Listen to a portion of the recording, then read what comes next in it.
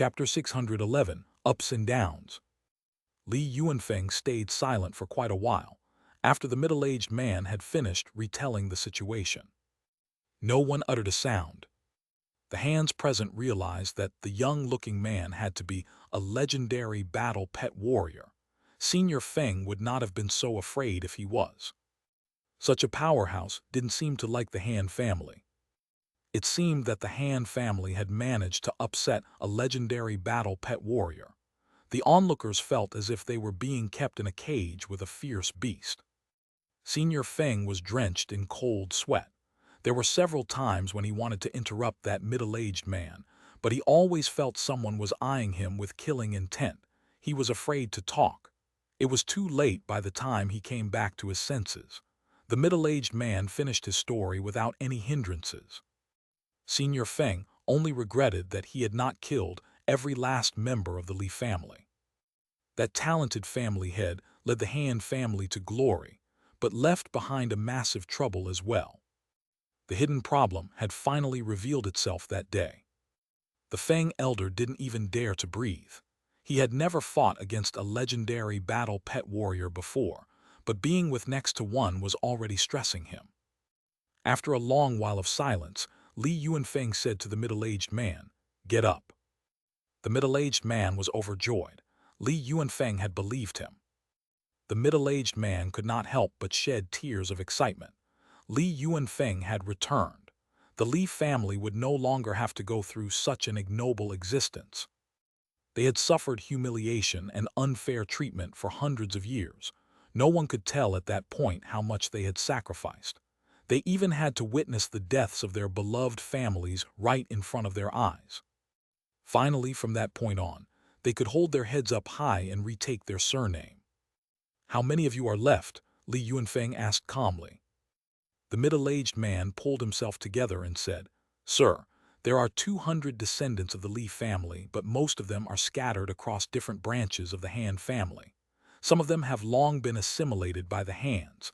They no longer share our ideals. There are only 12 of us who are still hopping to rejuvenate the Li family." "Only 12, Li Yuanfeng murmured. The once great Li family only had 12 left. He wanted to put on a smile but failed. It was sad. He had tried his best to safeguard the deep caves, but then he almost lost his entire family while he was away. Why did he even struggle for 800 years? Li Yuanfeng took a deep breath to calm himself down. He patted the middle-aged man's shoulder and said, "You will have your surname back from this day forth." "Yes, sir." The middle-aged man was brought to tears. It was their dream to have their surname back, which was also used by a legendary battle pet warrior. It was a great name. Han family. Li Yuanfeng looked around. Senior Feng dropped to his knees once he sensed the other man's anger. "Sir, the family that destroyed the Li family was not the Han family. We are the ones who took your people in so that the Li family could live on. They might not have enjoyed a good life here, but they're still here, at the very least. Sir, please show mercy in return for that small favor." "Nonsense." Han Jinsong no, Li Jinsong argued with Senior Feng. "We have our family records and there's a log that says that the Han family played a part in the destruction of the Li family hundreds of years ago. We surrendered to you because we had no other choice. You have treated us harshly from day one. We were only able to survive because your former family head had set up that rule. Otherwise, you would have killed us all." "Sir, this is not true. We also have records left by our forefathers, stating that the Han family didn't cause the destruction of the Li family. We were just implicated. There would have been another family without the Han family around. If that were in fact the case, the Li family might have indeed been wiped out in its entirety." Li Yuanfeng glared at Senior Feng. The former moved his hand. Senior Feng felt a tremor, and the next thing he knew, he was on the ground, spitting out blood. From Senior Feng's ripped clothes flew out some metal objects, all broken. One slap in Li Yuanfeng had broken several defensive items. The onlookers had lost their ability to talk. Han Yuqian, who had just been slapped away, watched in a daze. She had known Senior Feng since she was a kid. She had always seen him as a peerless fighter. He was a famous titled battle pet warrior at the peak. Never did she think she could ever see Senior Feng in such an embarrassed state. A legendary battle pet warrior. You. Senior Feng tried to crawl up, but his reserve of astral powers were decreasing, much to his horror. The vortices in his cells were collapsing. He was losing his strength. His remaining doubts as to whether the warrior was at the legendary level were completely dispelled. The thing that was happening to him was terrifying him. The Han family doesn't deserve an exit, but I will show mercy since you said that it was thanks to you that the remaining Li members were able to survive. Li Yuanfeng put down his hand and announced, "The Li family surrendered to you. Today, the Han family will surrender to the Li family in exactly the same way. From today on, the Li family will be the master and the Han family will become the slave. Any Han member who dares to fight back will be punished with death." Senior Feng trembled and struggled to raise his head. He could barely look into that pair of cold eyes. He knew that the Han family was doomed. Standing in front of him was the legendary battle pet warrior of the Li family, the one who, contrary to the general consensus, was very much alive, having lived for hundreds of years. He was still among the living, and the Li family would rise again. The Li family would grow to become the most powerful force of the Dark Claw-based city. Sir. Li Jinsong was thrilled. His suffering in the past few years had not been in vain. Finally, such a grand development came to pass. A legendary battle pet warrior could change everything. Go and get all the members of the Li family. And you, go and get all the titled battle pet warriors of the Han family. I will kill 100 for everyone you leave out, Li Yuanfeng ordered. Li Jinsong hurried away at once. Senior Feng felt bitter inside. Of course, he didn't dare to leave anyone out. He could not imagine what a legendary battle pet warrior could do. A legendary battle pet warrior could leverage the tower's strength, while the tower in turn controlled the great powers of the world. He knew that, so he had to obey orders. I will do that now. Senior Feng crawled up while enduring the pain. Li Yuanfeng closed his eyes to adjust his emotions. He wanted to throw a temper and flatten that place, but the kindness in his heart ultimately stopped him. All this time, Su Ping and Su Lingyu said nothing. Li Yuanfeng was an experienced fighter. He had his reasons to deal with that matter in any way he wanted. Su Ping was even more disappointed at the tower. He felt so sorry for those legendary battle pet warriors who were still staying in the deep caves. He had seen their sincere smiles. But someone had to safeguard the deep caves.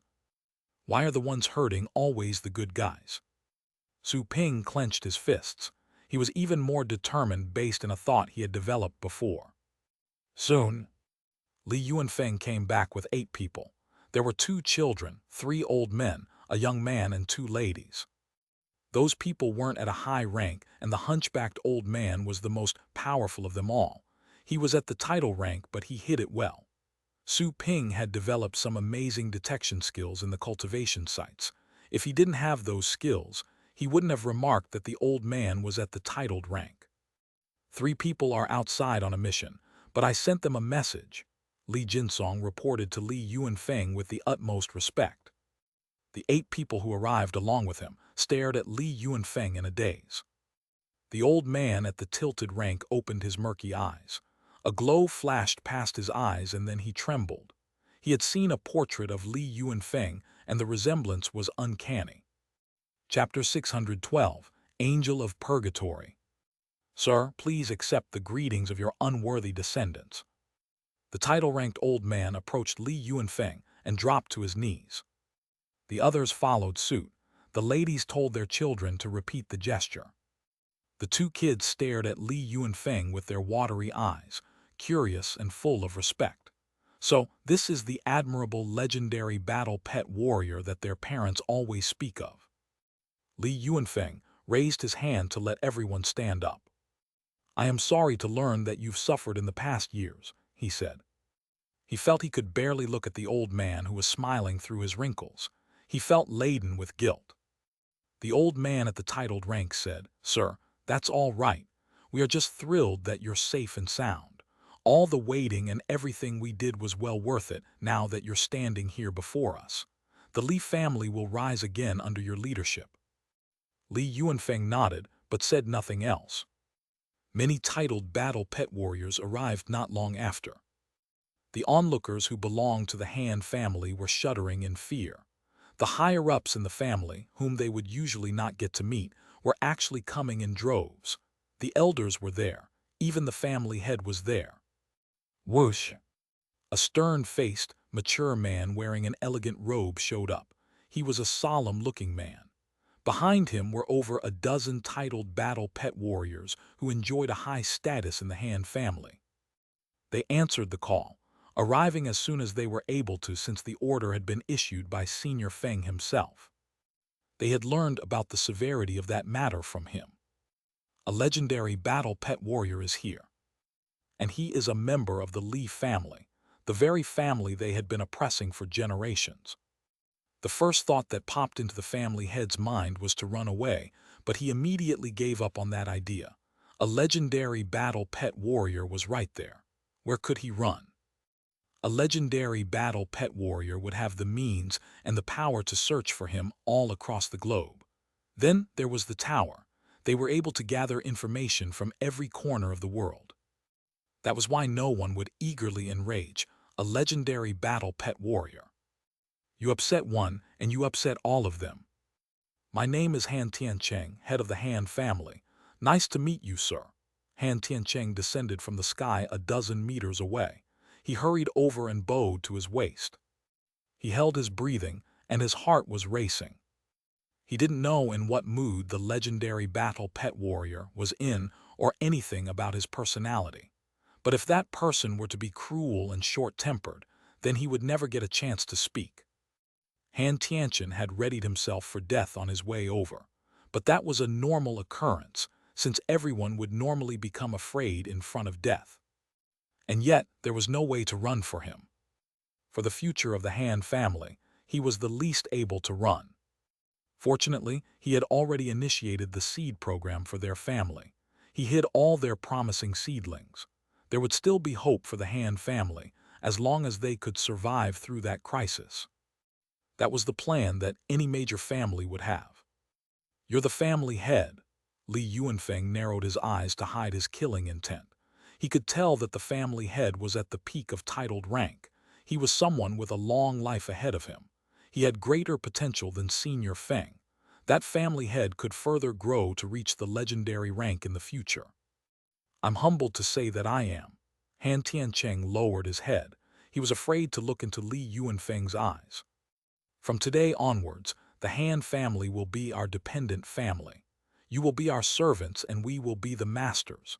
All the members of the Han family must treat the members of the Li family like your parents, and you shall bow to us with the utmost respect. You shall never disobey any orders of the Li family.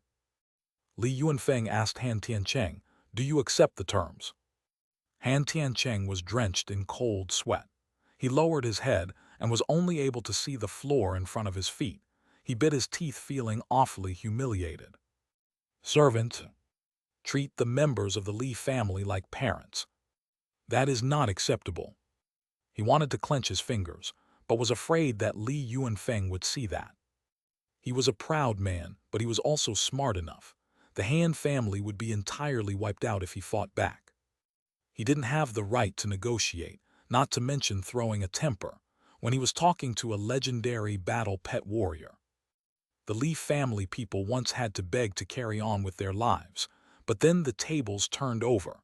The Li family was the commander. That was just how the world worked. That was the law of the jungle. "I accept them," Han Tiancheng said. Saying those 3 words had taken up all of his strength. The elders of the Han family became frustrated. They were dying to speak up, so they bit their lips. They had to bury their anger. At that moment, they could tell how the Li family members must have felt before. "Sir?" The Han family members stared in disbelief. Their family head had accepted the terms, so we would have to follow the Li family's orders from that day on.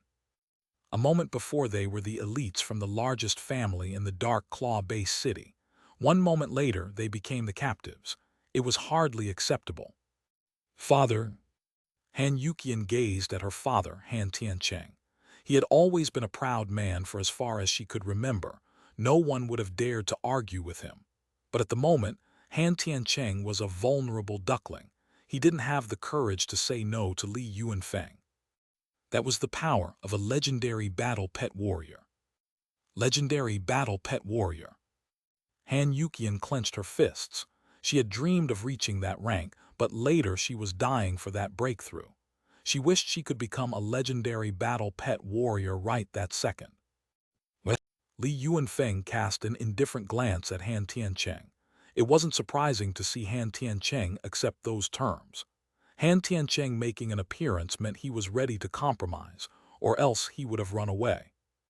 You will take over the Han family from today on, Li Yuanfeng said to the title-ranked old man. The old man no longer hunched his back. Finally, he was able to stand up straight after all those years of humiliation. The Han family's elders, who had at some point acted in an excessively condescending manner, were all lowering their heads and holding their breaths. The old man had been unable to cover up a smile. He had never felt so liberated. And yet the smile gradually changed into tears. They had suffered too much and for too long just for that day. Yes, sir, the old man said. Li Yuanfeng nodded. He opened a swirl and a slim figure flew out from the other side. It had 4 wings and resembled an angel, but its face was strange. It had 4 white eyes but no eyebrows. It also had a white nose and dark lips. This is Angel of Purgatory, my battle pet, and it will stay here. If the people of the Han family don't follow your orders, my battle pet will help you punish and discipline them, Li Yuanfeng said. The titled old man stared at the battle pet, hovering above Li Yuanfeng's head. Han Tiancheng and the rest of the onlookers were frightened by that seemingly overpowering Angel of Purgatory, which seemed to be overpowering. It has to be a beast king. Sir, are you leaving us? The titled battle pet warrior asked Li Yuanfeng. He indeed felt as if the latter was actually leaving them. Li Yuanfeng nodded. I'll have to go to the tower and ask them about some things. I also have some things I need to do. Sir, do you have to go away so soon? The titled old man continued asking. He wished to speak more but stopped on second thought. He didn't want Li Yuanfeng to leave. Even though the Beast King was present, the old man felt he was still nervous. Besides, they couldn't count on the tower as far as they were concerned. That was a place that existed in name only. They had indeed reached out to the tower. They did make contact, but the tower never gave them a reply. They finally gave up after repeated failures. Truth be told, contacting the tower would expose them. There are things that I have to do, Li Yuanfeng said. He looked at Su Ping. The latter knew what Li Yuanfeng was referring to. Li Yuanfeng was angry because of what had become of the Li family. But he was a battle pet warrior who had stayed in the deep caves for 800 years. He was exceptional in controlling his mood. He would have died in deep caves a long time before if he were to lose his mind easily. Too many friends had died in front of him during the 800 years. What happened to the Li family had been unfair, and he hated the tower because of this. However, the things that happened to the deep caves were part of a greater concern for the entire world. He was unable to simply turn a blind eye to that. Sir, Li Jinsong also wanted to persuade Li Yuanfeng to stay. On the other hand, Han Tiancheng was relieved. If Li Yuanfeng would have stayed there over the centuries and ruled the Han family with an iron fist, the Hans would end up suffering casualties. Things would be easier for them if just one battle pet remained. Brother Li. Su Ping immediately understood what Li Yuanfeng was thinking and felt touched by the implications. His older brother was a great man, able to think about humankind even after his family had been wronged. Su Ping was filled with deep esteem for the man. Brother Li, I will also provide some help to your Li family if you insist on going to the tower. Once I get back to my store, I'll send a temporary employee in my store to help you out. That employee was raised in a major family, and she surely knows about ruling a family. The onlookers shifted their attention from Li Yuanfeng to Su Ping. Brother Li. That was unexpected. This guy dares to call Li Yuanfeng Brother Li. Li Yuanfeng, the legendary battle pet warrior. Was Su Ping also a legendary battle pet warrior? The onlookers wondered. It was frightening to have two legendary battle pet warriors in the same place. Han Tiancheng also heard Su Ping's words, and his mind was weighed down. He attempted gauging Su Ping, but was unable to tell which rank he was at. Even so, Han Tiancheng was convinced that Su Ping was at the legendary rank. "Sir, you are?" Han Tiancheng asked. Su Ping cast a glance at him from the corner of his eye. "You don't have the right to know." Han Tiancheng felt embarrassed. Li Yuanfeng nodded to Su Ping. "Good, I would still be worried if they were left here alone. I cannot waste any more time getting to the tower. Brother Su, thank you." "Consider it done," Su Ping nodded. Li Yuanfeng waved his hand, and the angel of purgatory flew down. The battle pet was roughly 8 meters long. It bowed down so that Li Yuanfeng could talk to it. "Master, what is your request?" said the pet with respect. Its voice was gentle and clear, a mix between the sound of a spring and a girl's voice. The talking battle pet stunned everyone again. Han Tiancheng turned pale. He knew that some beast kings were able to speak the human language, but that was also an indication of their intelligence. That angel of purgatory had a high enough intellect as well. All of a sudden, Han Tiancheng understood why Li Yuanfeng had decided to leave one of his battle pets. An intelligent beast king could be regarded as a human being. Li Yuanfeng relayed his orders to the battle pet and patted its head. "Tell my battle pet if anything happens. You will deal with all the Han family matters while Brother Su's help arrives. You'll have to get used to that as well," he said to the old man. The titled old man looked at the angel of purgatory with reverence and nodded. "Understood, sir." The old man stole a glance at Su Ping, who appeared to be a young man. The former was convinced that the guy was also a senior legendary battle pet warrior, like Li Yuanfeng. Li Yuanfeng nodded. With a frown, he shouted at the Han family's onlookers, "Get down on your knees now." The onlookers struggled, but they eventually complied. First the elders got down on their knees and the others could only follow suit. Sadness covered their faces. They knew that as of that moment, their past life of luxury was over. "I will trust this place to you now. Brother Su, let's go," Li Yuanfeng said. Su Ping nodded. As Li Yuanfeng, Su Ping and Su Lingyu left, the others watched on as they made to leave. Han Yuqian suddenly noticed the girl who had been walking behind Su Ping and Li Yuanfeng. She blinked in disbelief. She had paid a visit to the Valiant Academy a while back, to see her old teachers and look around to see if there were promising young students whom the Han family could recruit. She had seen Su Lingyu back then. What is she doing here? Han Yuqian could not figure that out.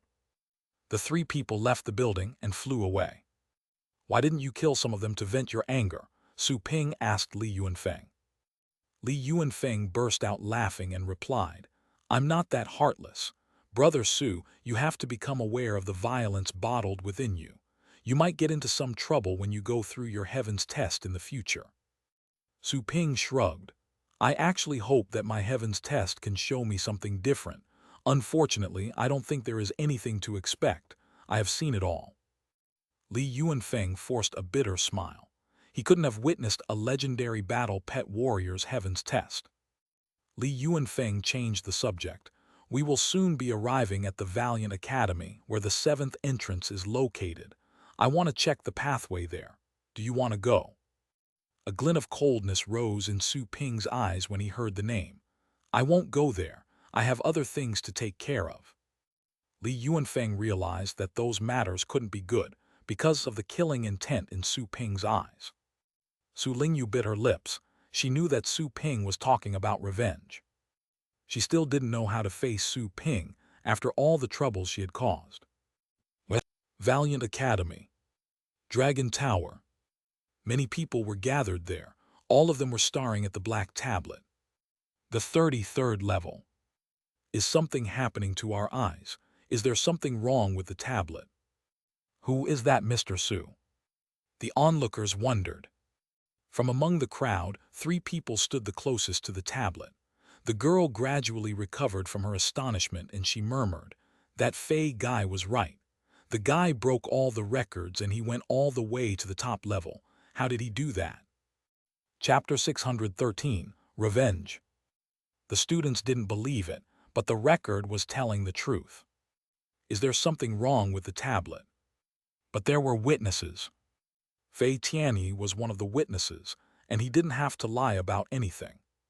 But the highest record went from 23rd level to the 33rd level, 10 levels. It sounded unbelievable.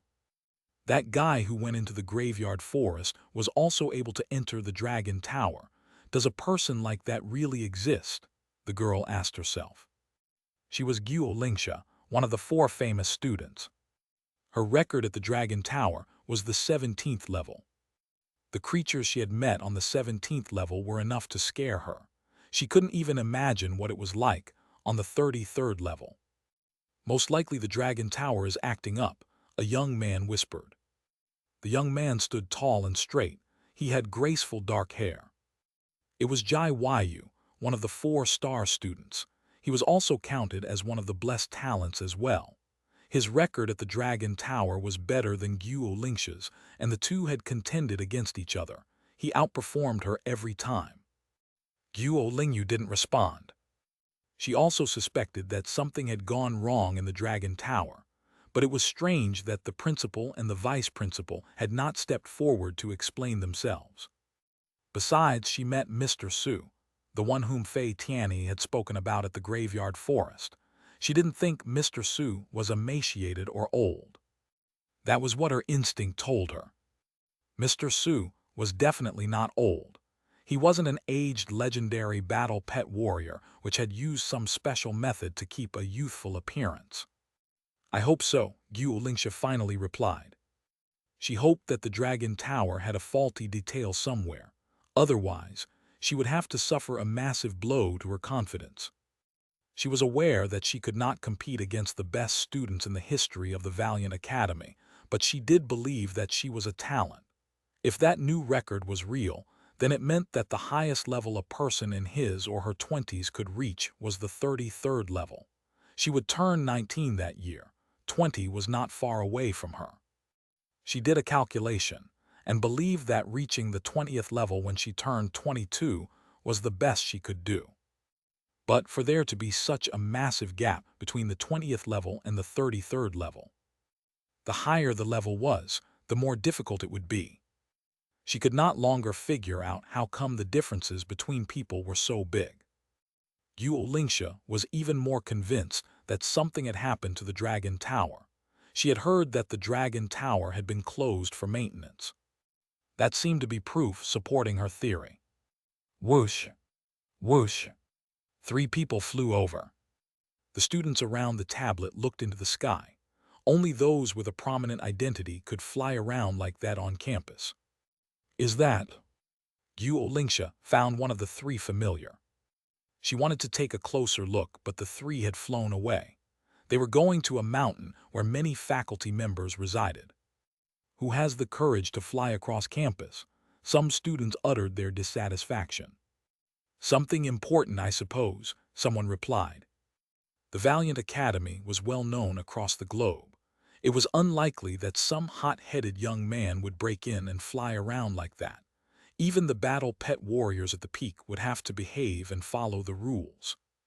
The Valiant Academy had produced a fair amount of titled battle pet warriors. The principal was at the legendary rank. The Valiant Academy could be viewed as the territory of a legendary battle pet warrior.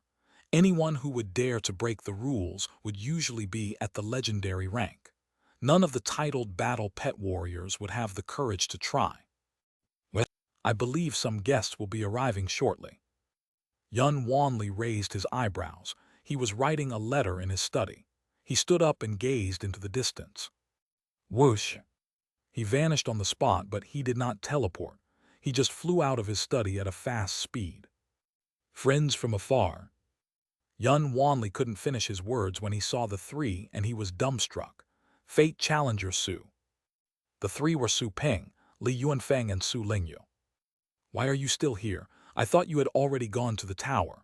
Su Ping was surprised to see Yun Wanli. Yun Wanli forced a bitter smile. I just came back. I'm writing a letter to report to the tower about the deep caves. Li Yuanfeng raised his eyebrows in surprise. Writing a letter? Why don't you just go and tell them? What?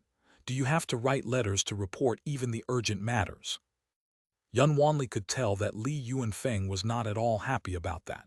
He explained, Sir, you don't know this, but the master of the tower stays in closed-door cultivation for years and rarely comes out.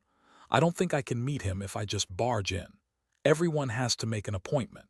I'm writing to him about the deep caves. He will receive me immediately when he sees the letter. Li Yuanfeng sneered. Everything would be doomed if something goes wrong before this master comes out. Li Yuanfeng no longer had a favorable opinion of the tower after everything that happened to his family. He wanted to go to the tower just because he was a kind man, and he wanted to solve the problem at the deep caves. Yun Wanli knew that he couldn't give a satisfactory answer to Li Yuanfeng, so he changed the subject. You went to the corridor, right?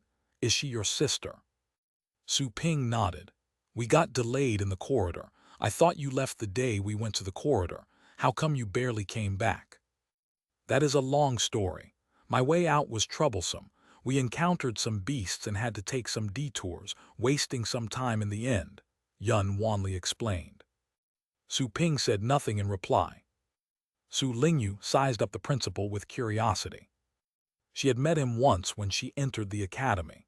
After that, she would only see the principal's image as represented in statues and portraits of him on campus.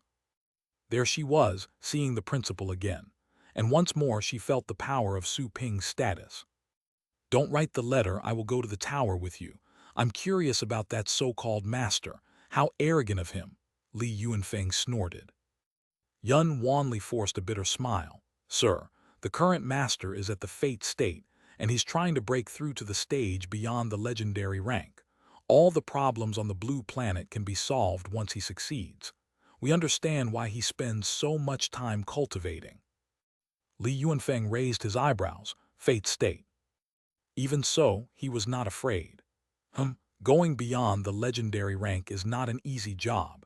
He shouldn't be a dog in the manger if he does want to achieve this, focusing completely on his cultivation. He should outright give up the position and let other people run the tower. What is the point of having the tower if he just concentrates on his cultivation and nothing else?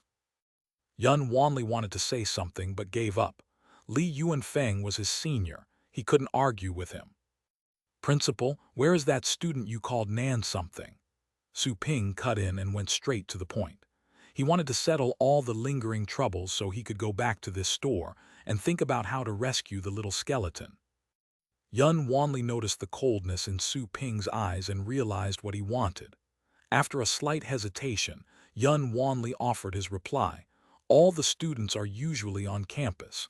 You can ask his mentor. I will get him and have him take you. Sure. Yun Wanli quickly called a middle-aged man over. The man flew to their position, disregarding the no-flying rule because Yun Wanli had urged him to be quick about it. Sir, what is the matter? The middle-aged man asked. Yun Wanli made the introduction. This is Mr. Li, a legendary battle pet warrior. The middle-aged man was startled. Nice to meet you, sir, he bowed. Li Yuanfeng waved his hand. He wasn't a man who cared about formalities. Fate Challenger Su is looking for Mr. Nan. Take Fate Challenger Su to see him, Yun Wanli said. Fate Challenger. The middle-aged man stole a glance at Su Ping. Being a titled battle pet warrior himself, the man understood the power of Fate Challengers, people who could defeat legendary battle pet warriors while still being at the titled rank. That was even more difficult than reaching the legendary rank.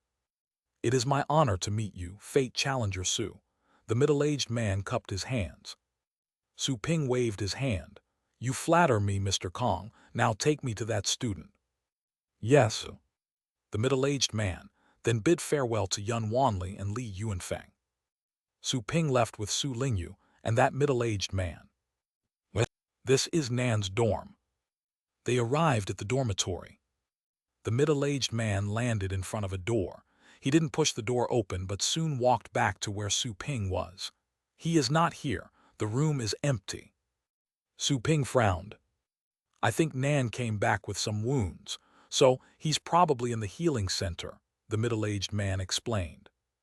Su Ping told him to lead the way, and they soon arrived at the healing center. The middle-aged man went to ask around and came back to report that Nan had gone to the Dragon Tower. The three made the trip over to the Dragon Tower. Right in front of the Dragon Tower, a dense crowd was gathered. Guo Lingsha and Jai Weiyu stood closer to the Dragon Tower, but there was some empty space around them. The other students were afraid to stand too close to them, in case their presence would upset the pair. "Never mind. Let's go back. I will come again after the Dragon Tower opens." Guo Lingsha didn't like the bustling noises in the area. Jai Weiyu agreed. He wouldn't have gone there to have a look if he hadn't heard about that stunning record. He would have been cultivating right then otherwise. He was not a person who liked noises. He preferred cultivating alone. His talent had been more than proven, but he rose to his current status because he worked harder than others. When they were about to leave, the crowd stepped to the sides, opening a path for the new arrivals. "Nan Tian." Guo Lingsha narrowed her eyes. Jai Weiyu saw that boy as well. The 4-star students Fei, Nan, Jai, Guo. Fei Tianyi was the best of the 4 and he had the strongest combat strength. Nan Tian ranked the second. He was weaker in combat strength but stronger in spirit, which had been proven by the record he had set at the Graveyard Forest. "Interesting, you guys are here." Nan Tian put on a fake smile as he saw Jai Weiyu and Guo Lingsha. "Are you here because of the record?" Guo Lingsha asked. Even though she ranked behind Nan Tian, she wasn't afraid of him. It wasn't like he could kill her or something. Besides, she was younger, and she used that as an advantage. She was the youngest of the 4-star students. She could accept being ranked 4th. Nan Tian looked past her at the tablet.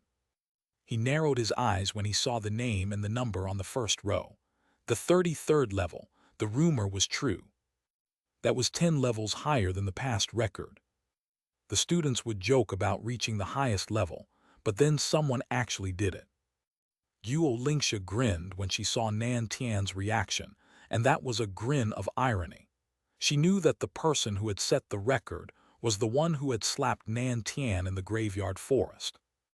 That person had broken the records in both places. "Brother Nan, take your time to cherish this. I'll be on my way," Jai Weiyu said. Nan Tian nodded to him. Jai Weiyu walked past Nan Tian. Then several people arrived from the air all of a sudden. They landed so quickly that dust was stirred up. "What?" Jai Weiyu raised his guard out of instinct.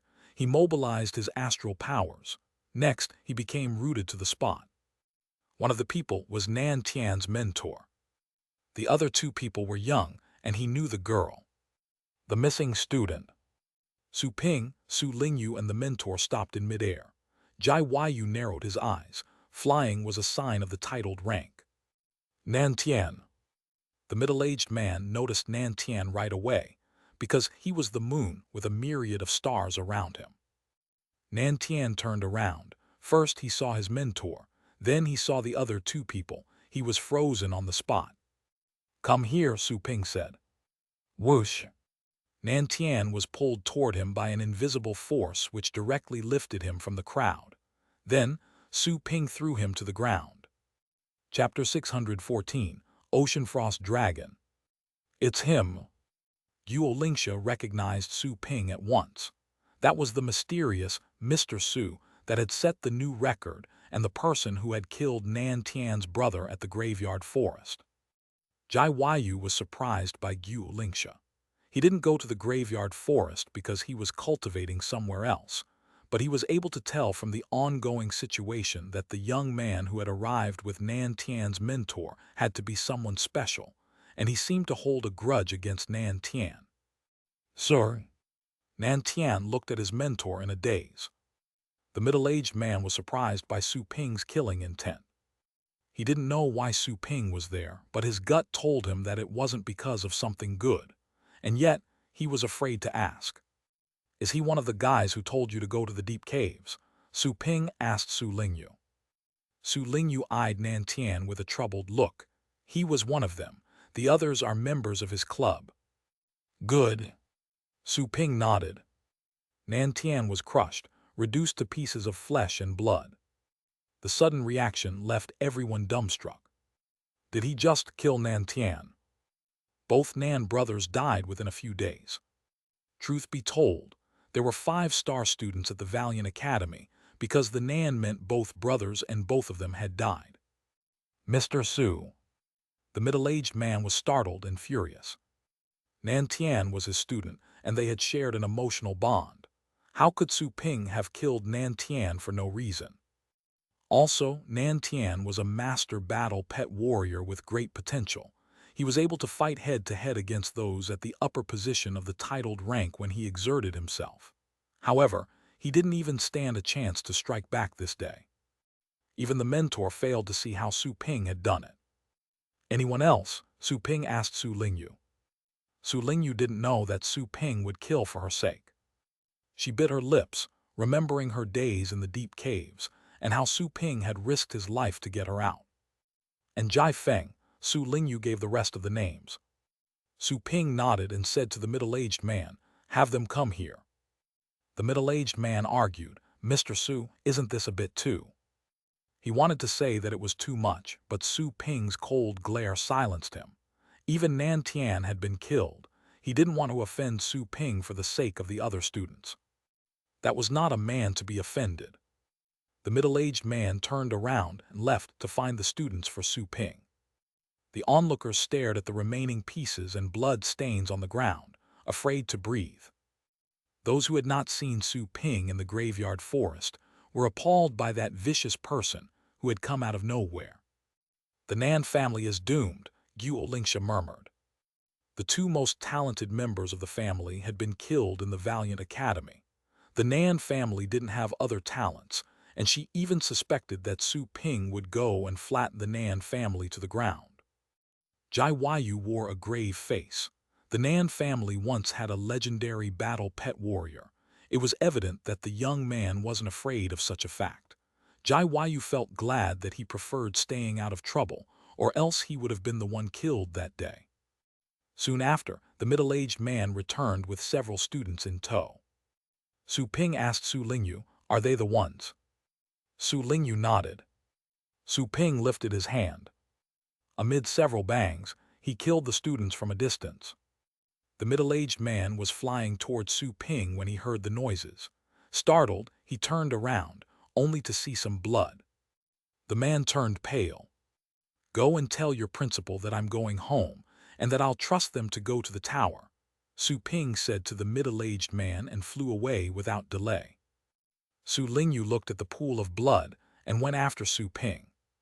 The middle-aged man was at a loss for words. "That's not a legendary battle pet warrior, but he's more intimidating." Guo Lingsha was absent-minded. Su Ping's behavior and the result recorded in the Dragon Tower convinced her that, even if Su Ping wasn't at the legendary rank, he had power on par with such a level. But Su Ping wasn't even 22 yet. She had never heard about anyone like him. Of course, the other explanation was that Su Ping was older and that the Dragon Tower malfunctioned. Jai Yu watched as Su Ping flew away and clenched his fist. He suddenly realized he had to work even harder. "That is Mr. Su." "He is." "What's his name?" "I cannot believe it. I didn't see how he did it, but he killed Nan Tian." If the Dragon Tower is not broken, that person should be close to the legendary rank. The onlookers exclaimed. All of them knew that the man was known as Mr. Su, but no one knew his full name. From that day onwards, in principle, no one would break his record. The tablet didn't record his full name nor his age. The only information about him was Mr. Su. He became a myth. With whoosh, Su Ping left the Valiant Academy. He summoned the Inferno Dragon. It had learned to fly after taking the Purple Blood Dragon's bloodline, and it could do so at a very fast speed. Su Ping landed on one of its shoulders. Su Lingyu stood next to him. Are we going back? Su Lingyu kept her head low. She was afraid to look into Su Ping's eyes. Su Ping nodded. I didn't have time to ask you. Tell me, what has happened to you? I don't think you're at the titled rank yet. Su Lingyu nodded and answered honestly. The fact that I can fly is because of Moon. After I came to the Valiant Academy, I had a chance to enter a mysterious realm. I don't know what Moon ate when we were there, but things changed when we came back. That change gave Moon some special abilities, like how it can integrate with me. That's the reason why I can fly. Change. Su Ping was interested. Let me have a look. Su Lingyu nodded. The silver scales ebbed away from her. Her skin returned to normal and the silver scales gathered on her spine, eventually turning into a ray of silver light. The silver light then expanded. The dragon extended its wings. The Moonfrost Dragon. But it looked different from when Su Ping had given her the pet. The Moonfrost Dragon was larger, and it had 3 horns instead of just 1 on its head. The wings and body structure looked different as well. The scales looked more exquisite. Su Ping was taken aback. That was an Ocean Frost Dragon. The dragon had evolved. The Ocean Frost Dragon was the evolved version of the Moonfrost Dragon, a top-level dragon at the legendary rank. It would reach the fate state directly when it reached adulthood. Of course, dragons had many mortal enemies, and it was hard for them to grow up without suffering any problems. They were also unable to become adults if they didn't have enough energy. A dragon could spend its entire life as a tiny, weak dragon. Chapter 615, Return. Su Ping had to rely on the system to have an updated version of the little skeleton and the dark dragon hound, but Su Lingyu's Moonfrost Dragon had evolved by chance. How lucky she was. Even with the system, the little skeleton and the dark dragon hound had to go through many vicissitudes to evolve. They had been born as low-ranked battle pets. Su Ping had poured his heart and soul into training them. Those who weren't in the know would hardly imagine what they had gone through. I gave the dragon a good master. Su Ping raised his hand. The Ocean Frost Dragon felt a familiar sense from Su Ping, and it moved closer so that he could pat its head. This is the Ocean Frost Dragon, a beast with a fate state bloodline.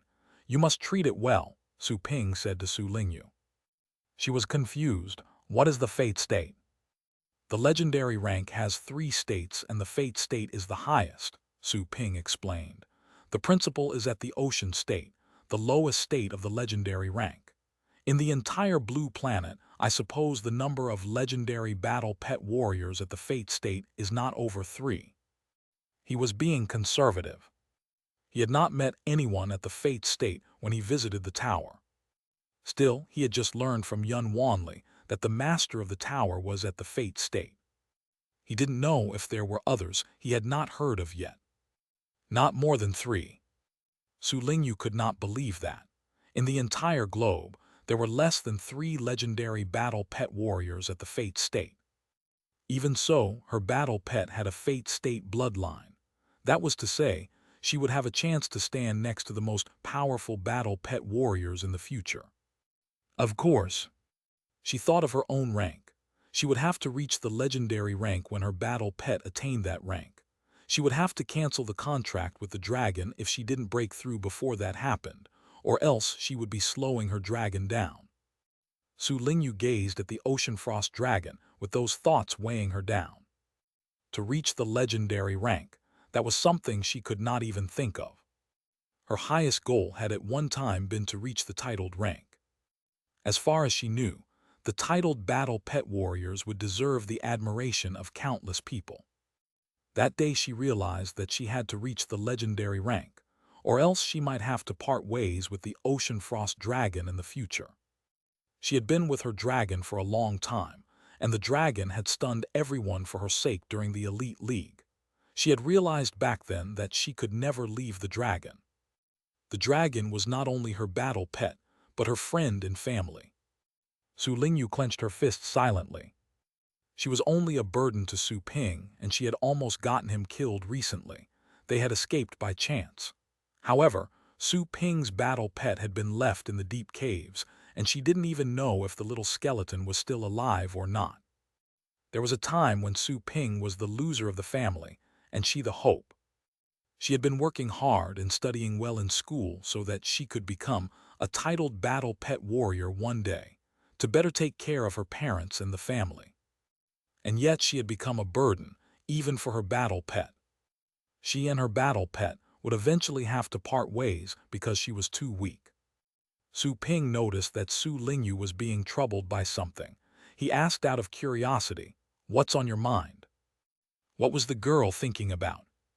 Su Lingyu shrugged and shook her head. She pretended to be fine when she said, "Nothing. I just feel that the world is vast while I am too small." She didn't finish her sentence. She felt sad and a sensation of unfairness.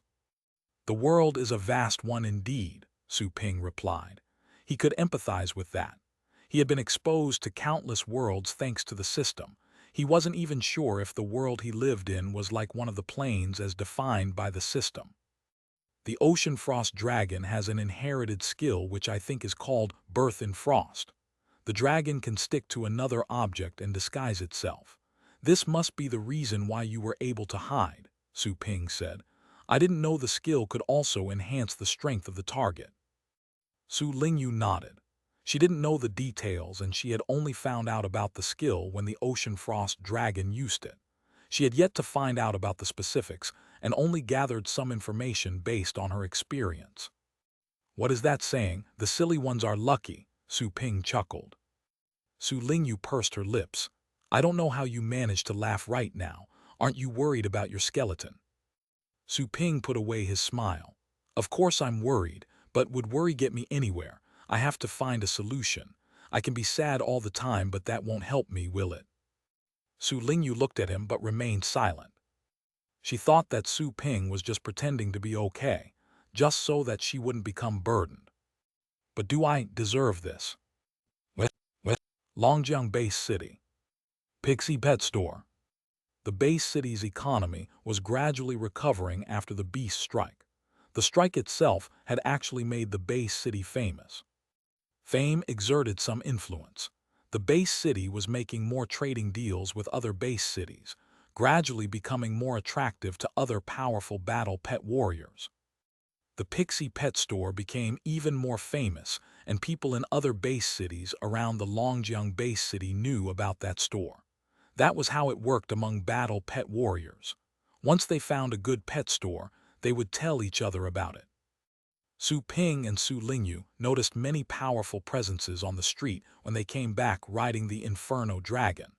The buildings that were previously the residence of the general public were being occupied by battle pet warriors. The main street had become a commercial street catering to battle pet warriors. Whoosh! The Inferno Dragon descended from the sky, and the flames which bursted free from the beast's body alerted the battle pet warriors around. Dragon!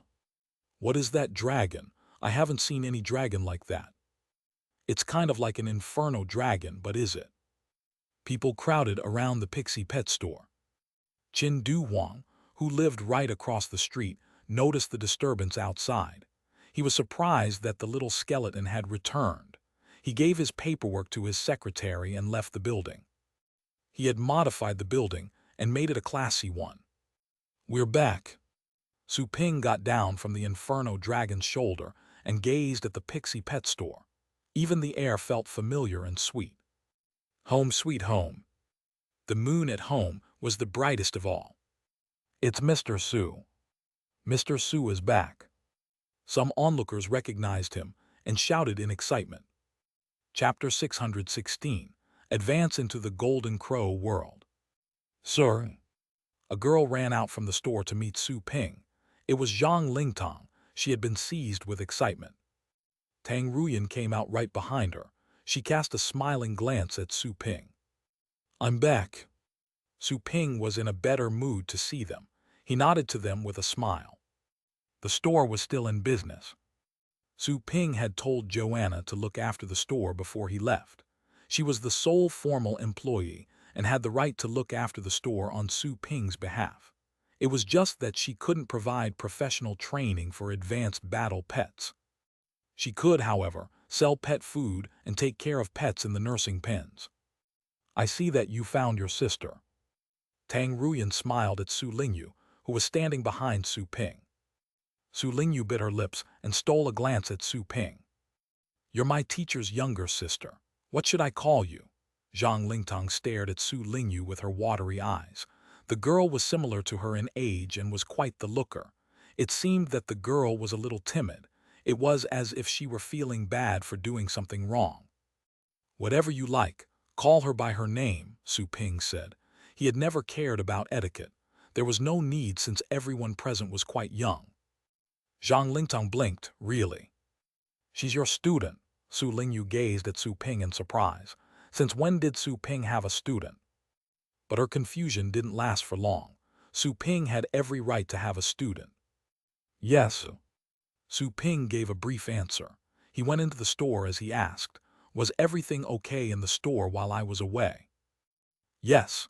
The store is famous across the Longjiang base city. No one dares to come here to make a scene. You may not know this, but our store is regarded as the best in the Longjiang base city. There are quite a lot of people lining outside and they always behave, Tang Ruyan answered. Su Ping raised his eyebrows. It was a surprise, but it had also been expected at the same time. The Pixie Pet Store had high standards in all regards, better than the other pet stores. It was only natural that the store would go viral. The 5 major families controlled the other industries and resources. They would fiercely compete against each other, but they wouldn't compete against Su Ping in the pet store business. That was why there was no longer anything hindering the development of the Pixie Pet Store. The store quickly grew to be the best brand in the Longjiang base city, although it hadn't been a surprising fact. You're back. Joanna stood up from the seat behind the counter. Thank you for everything, Su Ping nodded to her. It's only my job. How was the revenue? Su Ping asked. We were unable to provide professional training while you were away. We could only give general training, sell pet food, and manage the nursing pens. The total revenue is over 2 million, Joanna reported. Su Ping nodded. That was to be expected. He wouldn't make much money without professional training. Of course, while professional training could get him more money, it would also imply a higher energy cost. He would have to train the pets himself to offer professional training. I think your original self is an order god. Did I get it right? Su Ping remembered something. They didn't go to another room to talk in private because Su Lingyu and the other 2 girls wouldn't understand what he was talking about anyway. He didn't care even if they could understand. Do you know what kind of being would have a physical body that would not decay upon death, and the past memories would still exist in that physical body? He was talking about the finger he had seen at the Valiant Academy, the finger that was regarded as the Dragon Tower. An incorruptible physical body. That was not a question that Joanna would expect. Why are you asking? I have my reasons, just tell me. Su Ping didn't want to get into the details. Joanna didn't probe further. The bodies of the usual god warriors can keep their physical bodies incorrupt after death for a short while. God warriors are on par with those who have the star rank. Those at the star rank can master the rules of nature and the force of time. Also, they are physically strong to begin with. They can travel across the universe by themselves and attack interstellar warships. A short time, how short? Su Ping frowned. An era. It's like 100,000 years according to your time references. Of course, that's the time for the weak ones at the star rank. The strong ones at the star rank realm can keep their physical bodies intact for 10 era, 1,000,000 years, for example. My original self can do that. Her life expectancy is 100 eras, and her body will stay sound for 1,000,000 years, even after death. Joanna continued.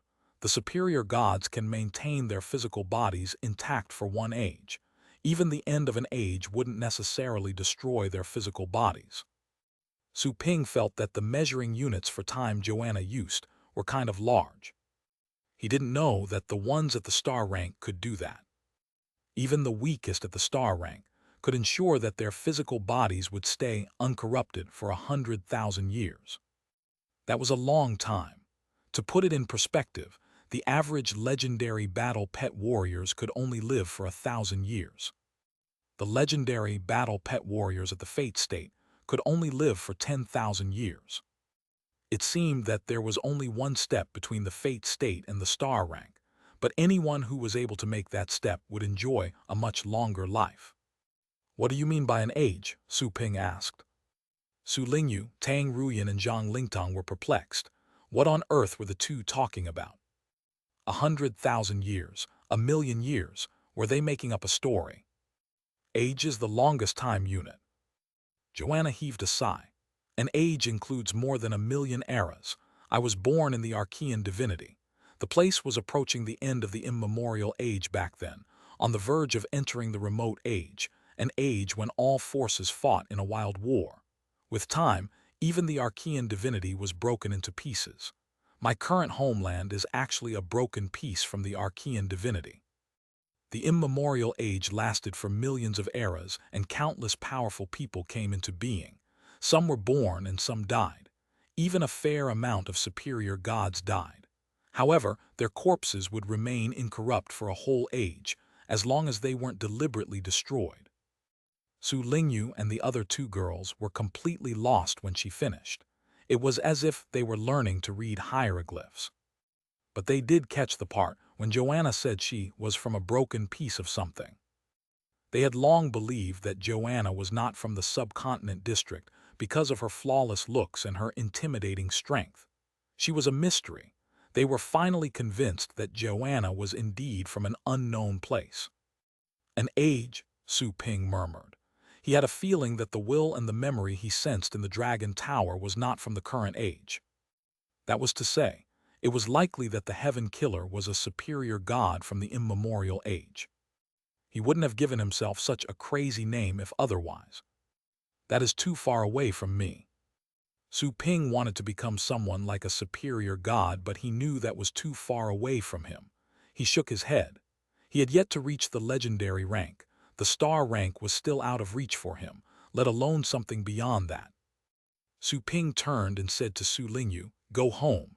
Mom and Dad are worried. Tell them that I'm also back, but I won't go home for the moment. I have other things to do." Oh yes. Su Lingyu was startled. She cast one more curious glance at Joanna before she left. She knew that Joanna was not a common girl you could find on the street. She was unable to understand a single thing that Joanna had just mentioned. "Little Tang, I have a job for you," Su Ping said. Tang Ruyan moved her gaze away from Joanna. "What job?" "I'm older than you. You should call me Big Tang," she added. "You wish," Su Ping answered and told her about Li Yuanfeng's family. "You can deal with all kinds of situations as long as you don't fight a legendary battle pet warrior. I will entrust you with helping Li Yuanfeng. If you do your job well, that legendary battle pet warrior may like you and grant you some gift in return." Tang Ruyan blinked. He was telling her to help a legendary battle pet warrior straighten out his family. He is a legendary battle pet warrior, right? Would there be anyone who wouldn't abide by a legendary battle pet warrior's orders? Tang Ruyan was curious. Su Ping argued grumpily. "On the surface, of course they will listen. I told you to go and help because I want you to weed out those who would do something in the dark. Why else do you think you're needed if a legendary battle pet warrior can solve all problems just by standing there?" Tang Ruyan pouted. "I see. I will do my best to solve the problems as soon as possible." "You don't have to hurry, just do it well." "Don't worry, I know what I should do." Su Ping then turned to Zhang Lingtong. "I have other things to do. You don't have to stay in the store. Go and study by yourself if you have some time. The teacher will lead you to the door, but you must learn by yourself. It's not easy to become a trainer. What matters the most is your own learning and observation skills.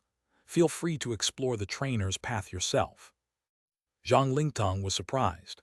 Was Su Ping going to be a complete hands-off master with her? But sir, you haven't led me into any doors yet." "How unfair." Leading her to the door. Su Ping had not told her anything about training pets since she arrived. He wasn't leading her anywhere. "How can you say that? You are inside my store, right?" Su Ping pointed to the door. Zhang Lingtang was dumbstruck. That was the door.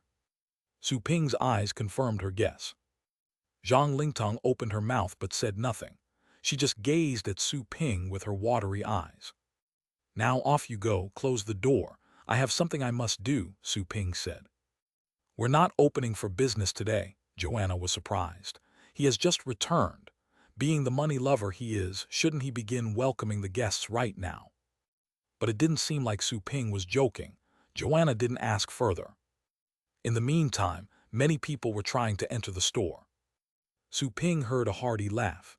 Qin Du Wang entered the store. Ha ha ha, Mr. Su, finally you're back.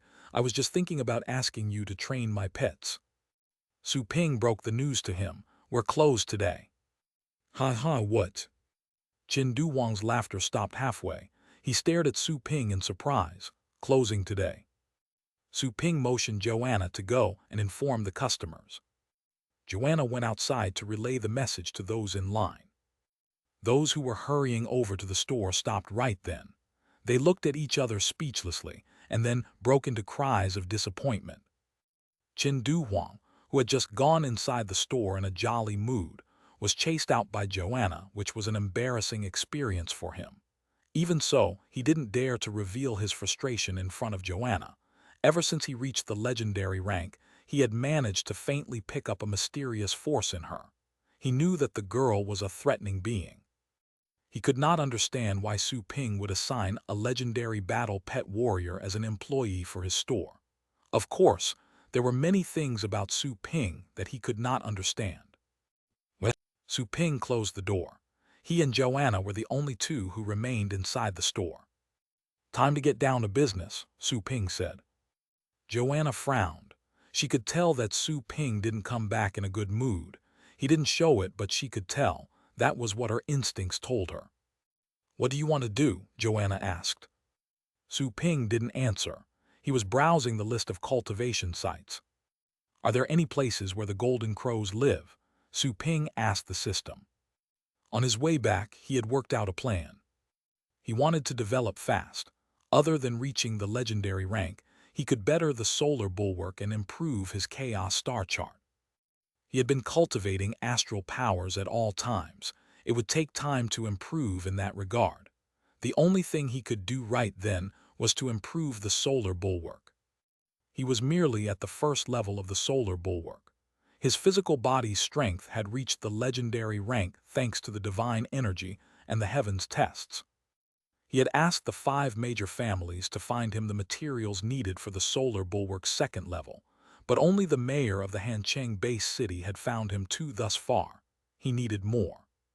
He didn't even know if he could find the rest of the materials on the blue planet. He had received a burst of inspiration during his trip to the deep caves. Why not go to a place where golden crows lived to get the necessary materials? This would certainly speed up the process. If he could attain the second level of the solar bulwark, he could then use some of the skills innate to the golden crows. That would be the fastest way for him to gain more combat strength. Yes, the place where the golden crows live is on one of the Archean plains. The admission cost is high, the system cautioned Su Ping. Su Ping replied, pull up the names. There were too many cultivation sites on the list. It would be faster to have the system search and find the name for him. Chapter 617, Chaos Celestial Planet. Soon a name popped out. Chaos Celestial Star. Being an ancient fixed star born at the beginning of chaos, the celestial star is extremely vast, with many ancient fire elves as the main dwellers. Among them, the golden crows are the leaders of the celestial star, and they have ruled it for almost an age. Admission fee, 9,000 day. 9,000 energy points for a single day. It was as expensive as the Archean divinity. Indeed, the celestial star was a top-level cultivation site. Can I go there considering my strength? Su Ping asked the system. He was afraid that the environment would be so harsh that he would die the instant he went in. That would be a complete waste of energy points. You're quite resistant to fire and can live there for about 15 minutes, the system replied. Su Ping raised his eyebrows. He knew he was quite resilient when it came to fire. After all, he had explored many cultivation sites and trained himself, not only the battle pets. He wouldn't feel pain if he were to be burnt by regular fire. He had the notion that he was practically immune to fire, but the system had just told him that he only had some resistance to fire. I can only survive for 15 minutes, so how resistant to fire do I have to be to really survive there? Su Ping asked the system. The system replied, you will have to be more resistant to fire to adapt to the planet's local environment. But all the creatures found there are truly powerful. You won't live for long even if the environment doesn't kill you. How long do I need to do that? Su Ping asked. You won't become immune to fire in 10,000 years if you only live your days in comfort. The system sounded indifferent as it spoke. But I suppose you'll be basically immune to fire after you spend several days on the celestial star. What do you mean by you suppose? You're a smart system, right? Can't you give me an accurate number? Su Ping complained. I'm a smart system. So what? Who told you that a smart system knows everything? Why would I give you an accurate number anyway? Do you want a number? Give me 100,000 energy points and you'll know exactly how resistant you are to fire, the system argued. Su Ping realized that the system had become more short-tempered as of late. Well, the system had actually been like that from the very beginning. Do you want to give me the energy points? The system challenged Su Ping. He didn't say anything. Say that again. Su Ping decided to ignore the system. He looked at the balance of energy points. There was more than enough energy points to support his exploration of the celestial star. I will go, Su Ping made up his mind. He had no other choice. He would rather spend all the energy points than do nothing. He had to increase his combat strength as soon as possible so that he could get the little skeleton back. He knew that the pet was quite powerful. Even so, things could go wrong since the little skeleton had to stay in the deep caves for such a long time. Luckily, he could sense that the little skeleton was still alive. Are you sure? The system stopped joking around. If you do so, you will most likely spend all the energy points you have. I can always make more. Money is the most worthless thing. Su Ping was determined. The system didn't add anything more. After a few seconds, the system finally said, as you wish then. A swirl opened up, leading Su Ping to the celestial star. Su Ping looked at Joanna. She wasn't an outstanding employee yet. He couldn't take her to other cultivation sites because she wouldn't have the advantage of being brought back to life. I have to go away for some time. Take care of the store while I'm away, Su Ping said to Joanna. You're not going to my world? Asked Joanna. No, somewhere different. Joanna watched as Su Ping stepped into the swirl. She had become used to seeing him disappear like that. She was still worried because something seemed to be bothering him. The swirl vanished and Joanna came back to her senses. She went to the pet room, found an empty nursing pen and went in to cultivate. Su Ping was developing fast. She was also inspired to grow by seeing his progress. Time flew. Su Ping felt he had stopped moving.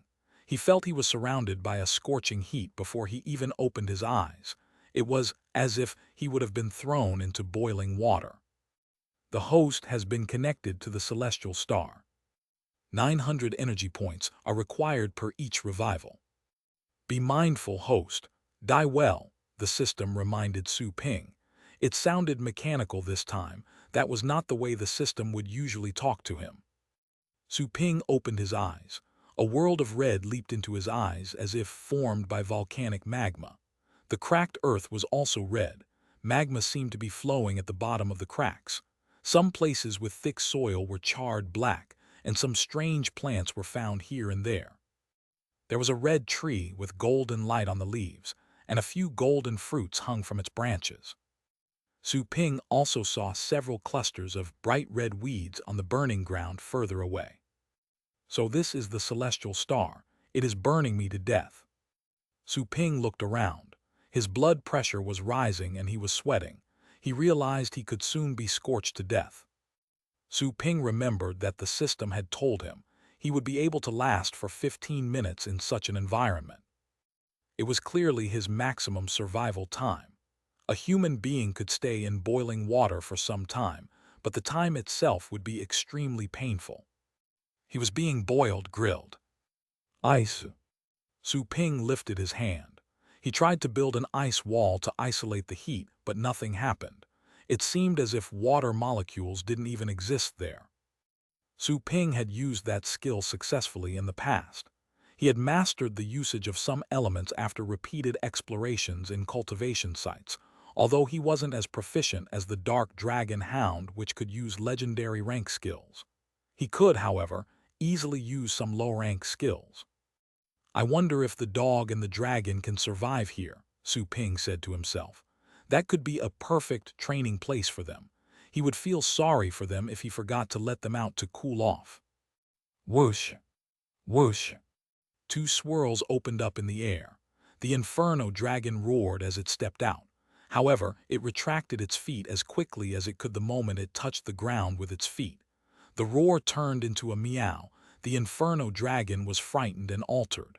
What the hell is this place? The dark dragon hound retracted its paws as well.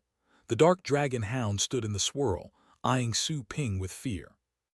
The longest distance in the world was when you were in the swirls, and I was outside. Get out of there, Su Ping said grumpily. The inferno dragon and the dark dragon hound had to behave, but the inferno dragon was wiggling and grimacing in pain as if it were stepping on needles. Its behavior was completely unlike that of a true dragon. The dark dragon hound was doing something even weirder. It put its left forefoot and right rear foot down first and then switched to the other two, back and forth, simply hopping around without stopping. Use your ice skills to lower the temperature, Su Ping said to the dark dragon hound. Using ice skills would not help the dark dragon hound become more resistant to fire, but Su Ping had not made the trip just for cultivation. His priority was to find the materials for the second level of the solar bulwark, so that he could go back and save the little skeleton. The dark dragon hound raised an ice shield without hesitation. However, the usually dozens of meters tall goddess of ice was merely 3 meters tall or so. The goddess image didn't look like a pretty lady at all. It was in fact quite a sorry sight. The goddess melted just a few seconds after it had appeared. The steam floated toward the dark dragon hound, and the heat made the dog bark. I'm surprised that you were able to use it at all. I think we'll have to rely on ourselves, Su Ping said. Using the skill was not going to help them in the slightest. He didn't try anything else. As of that moment, no skill of the sort would be of any help. He saw the red tree in the distance. A tree able to grow in that harsh environment had to be uncommon. Whoosh! Su Ping rode on the dark dragon hound and told it to run toward the tree. The dark dragon hound had no other choice, but it chose to run in a strange way, hopping and skipping like before. Su Ping raised his hand to pick that golden fruit. The fruit was like a burning stone, and he almost dropped it. I wonder if the fruit contains any water. Su Ping looked at the golden fruit. He didn't know what that thing was, but he wanted to try and eat it. He could be revived after all. Crack! He took a bite. He felt he had just eaten fire. A stream of scorching liquid from the fruit passed through Su Ping's throat. He felt he had just drunk lava. His mouth was about to melt. He saw some golden liquid oozing out from the fruit. It was not water. Su Ping finished the bite while resisting the pain. The hot pulp reached his stomach. He felt he was burning inside out. Su Ping didn't have the courage to have another bite. He threw the fruit to the dark dragon hound because its revivals were free, and his revival would cost 900 energy points. It might not seem much, but who could know how many times he was going to die there? He wanted to save whenever he could. Howl Tilda. The dark dragon hound cried in misery. It rolled on the ground to endure the pain. Su Ping felt sad to look at the dog, so he chose not to look at the dog. What? Su Ping felt how the burning sensation was receding the moment he had jumped off from the dark dragon hound. A refreshing energy was spreading across his body at the same time. He even realized that the temperature was dropping and the pain was being lifted. Soon after, the dark dragon hound stopped rolling around and got up. The dog looked at Su Ping with surprise. It was clear that the fruit's effect had aroused its interest as well. I see that this is a good thing. Su Ping picked the remaining 4 fruits. He summoned the purple python and the void bug as well. Hiss! That cyan-colored void bug skipped around and screamed in pain, soon dying on the spot. Su Ping was not surprised. He didn't spend much time training the cyan bug and would merely carry the bug to soak in Joanna's spring. The pet was merely at the 7th rank, but the amount of divine energy it carried in its body was superior to that of ordinary void bugs. The purple python approached Su Ping. The scales on its belly were burnt to a crisp. The poor beast wiggled on the ground. Su Ping flew over and stuffed a golden fruit in the purple python's maw. The purple python was in even more pain, and soon enough, its scales curled up and peeled off, dying moments after.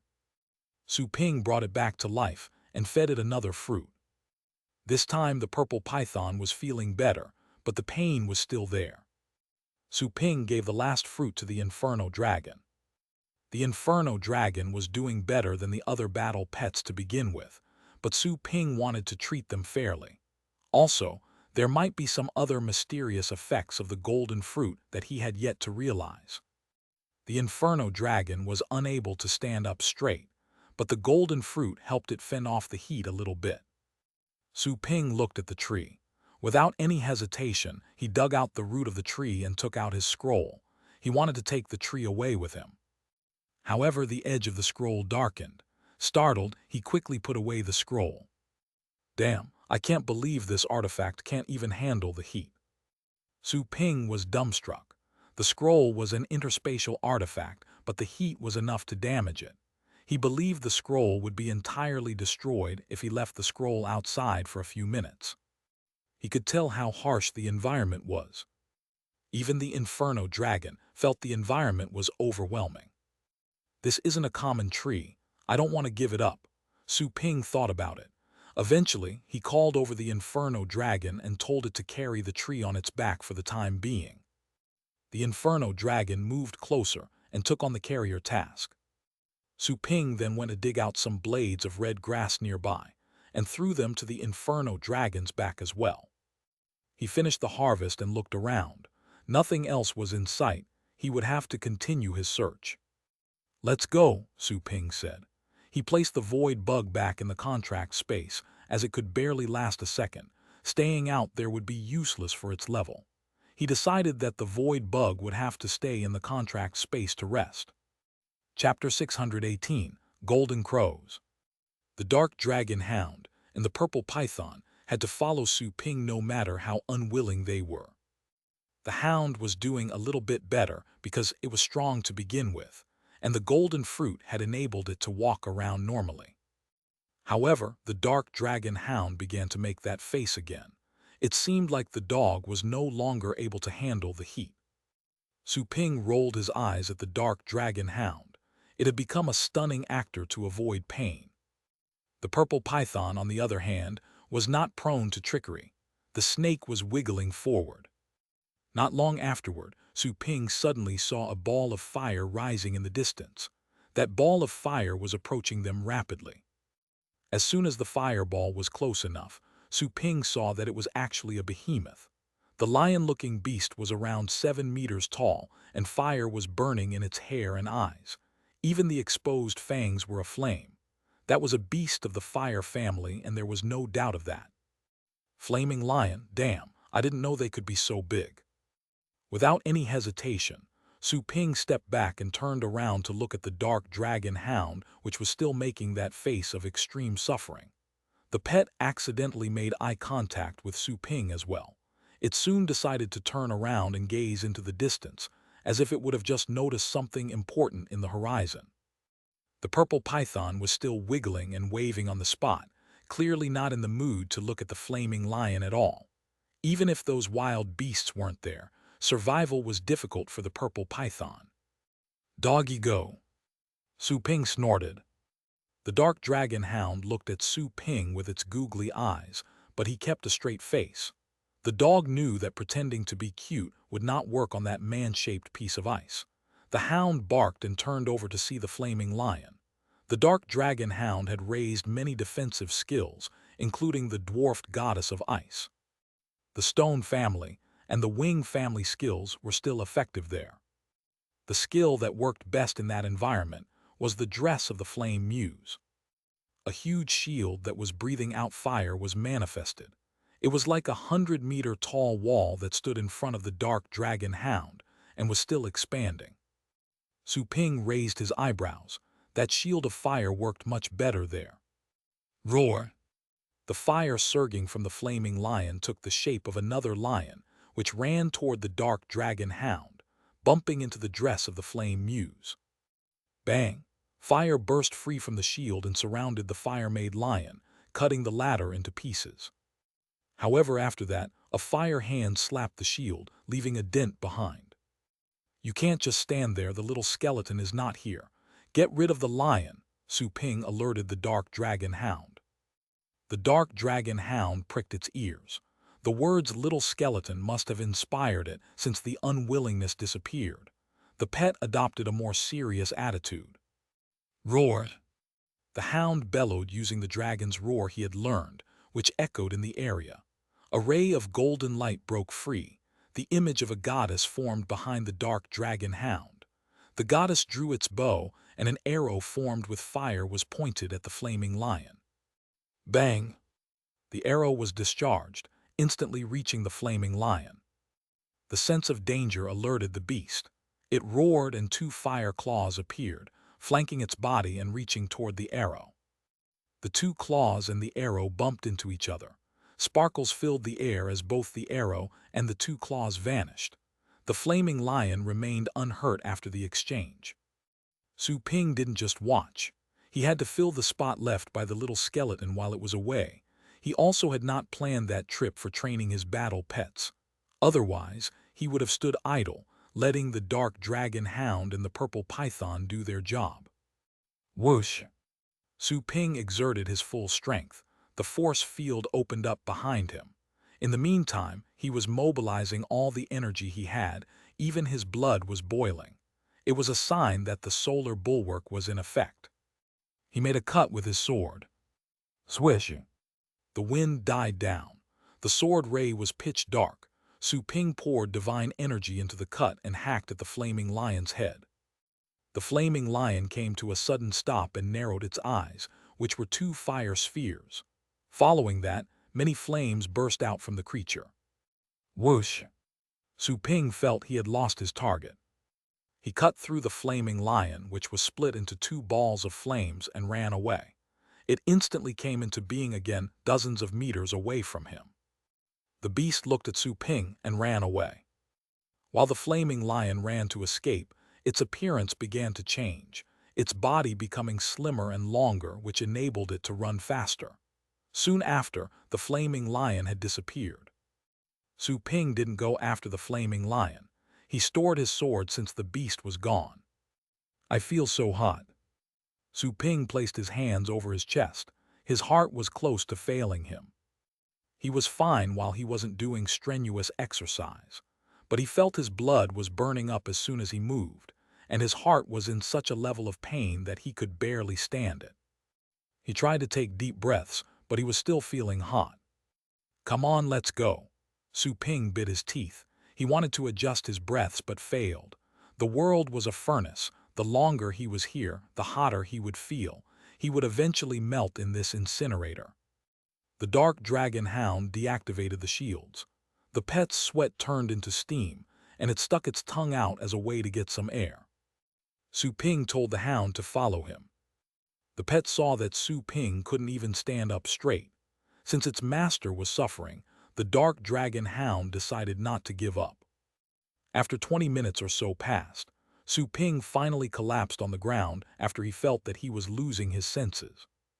Soon his consciousness woke up. He chose to revive on the spot.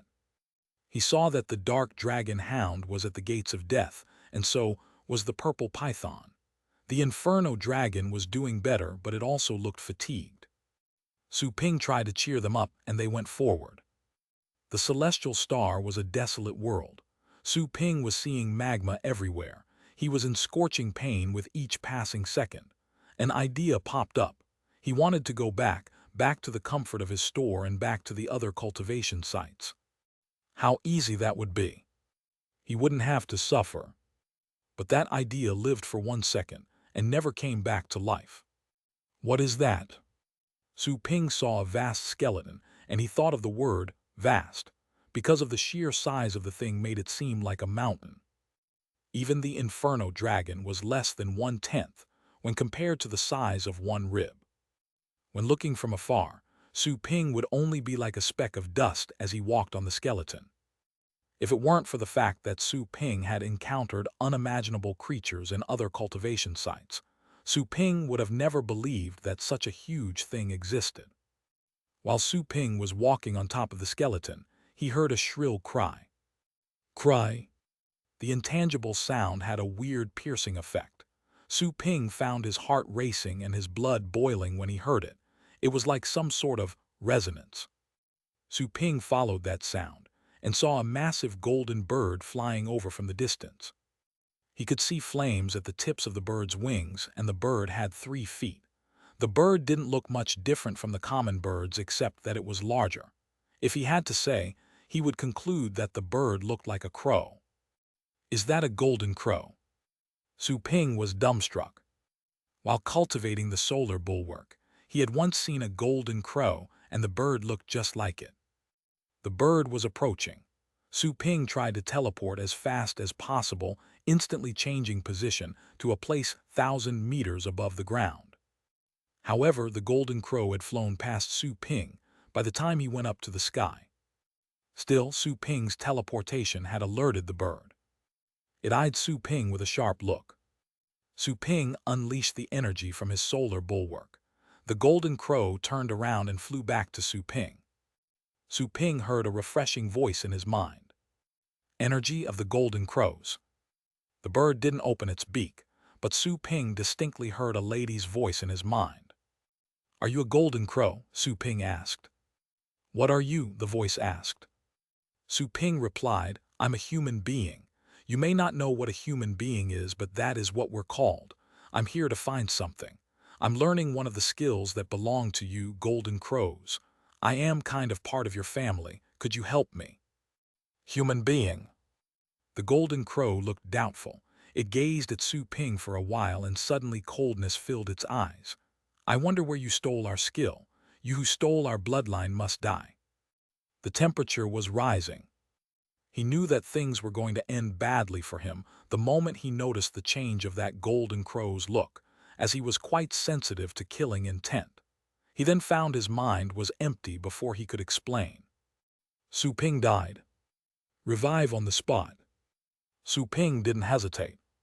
The temperature made him cry as soon as he came back to life. He was trembling. What? The golden crow was perplexed. Su Ping was only focused on the pain, although he really wanted to say, what are you surprised of? Don't try, you can't kill me, Su Ping shouted. It sounded somewhat funny, the way it came out. Of course, the golden crow didn't believe him. He turned to dust as soon as he uttered those words. Revival. Death. Revival. Death. Are you done? Are you done yet? Damn it. For the 10th time, Su Ping came back to life. He had spent 9,000 energy points in that short instant, but the admission only cost him 9,000 energy points. I told you you can't kill me. Su Ping felt helpless. This time the golden crow refrained from killing Su Ping again. It was awfully confused. Yes, Su Ping couldn't be killed. So human beings were strong, right? The golden crow could not believe it. It had never heard of such a scary race on the celestial star, ruled by the golden crow race. Horror. No wonder the seniors in the family said that while they were the rulers, there were dangerous places outside that could hurt them. They were right. This thing called human being is dangerous. The golden crow looked at Su Ping. It was feeling an urge to fly away. Su Ping was speechless when he saw the caution in the golden crow's eyes. There came a sudden understanding. He felt that gold crows were obtuse. Still, that golden crow should at least be at the star rank, although it wasn't acting like one. The purple blood dragon he had met, for example, was sophisticated. He was never able to figure out what the dragon was thinking when he saw its eyes. I didn't steal anything. One of your, I think, forefathers gave it to me, and I am immensely grateful, Su Ping answered. The golden crow could accept this, right? Forefather, the golden crow asked in disbelief. Which one? What does it look like? Do you know the name? It. Su Ping was speechless. What does it look like? It looked like all the golden crows. How could I tell the difference? It looked like you. Su Ping wanted to give up. I don't know its name. I think it called itself something like the system. I think it was a joke, don't you think? No bird would go by that stupid name. Right. You're lying, the golden crow shouted. Su Ping was startled. What gave me away? The joke about the system. He regretted it. Of all the golden crows, I am the prettiest of all. No other golden crow is like me, the golden crow claimed. It sounded dead earnest. Su Ping didn't know what to do at all. Chapter 619, A Tree to the Stars. Are you kidding me? Su Ping was complaining inside, and inside only, just to avoid ending up dead again. Never argue with a female when it came to appearances. That was a lesson he had learned in his previous life. Lucky for him, he was a handsome guy in this lifetime. He felt better once he came across that thought, and even the heat seemed to be less terrifying. He put on a smile. We were meant to meet, you know. It just so happens that I'm the most handsome among all humans. Considering that fact, how about we have a little chat? Handsome what? The golden crow finally seemed able to understand Su Ping. It looked him up and down and said, You four-limbed thing are so gross. I don't know if anyone of your race is pretty. I will curse you even if you're just a girl bird. You should know that.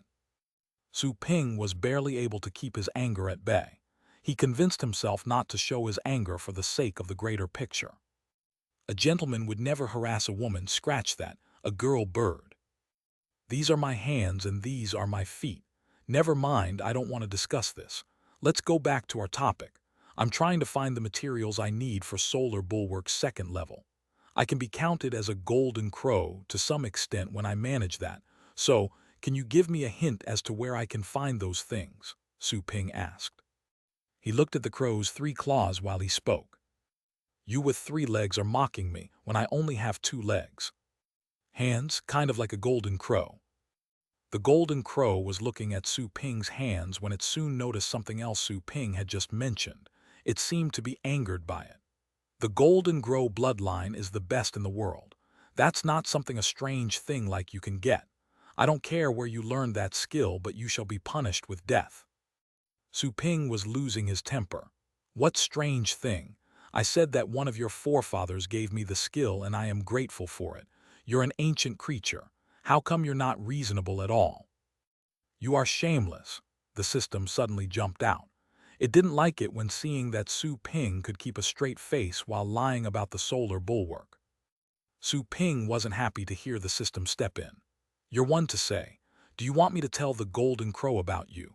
You're the one that is unpresentable, and now you are blaming me for telling a story. Who said I'm unpresentable? Why don't you tell people about me? Let's see who believes you, the system mocked Su Ping. Su Ping suddenly realized that indeed, the system was not afraid of being exposed. It was him who was afraid of exposing the system. Damn this system. You are cursing me again. Why? What should I curse myself? The system replied with a bah and kept silent afterwards. Su Ping pulled his mind back to the ongoing situation with the golden crow. No golden crow would tell others outside our race about our cultivation skills. You have lied and you question my appearance.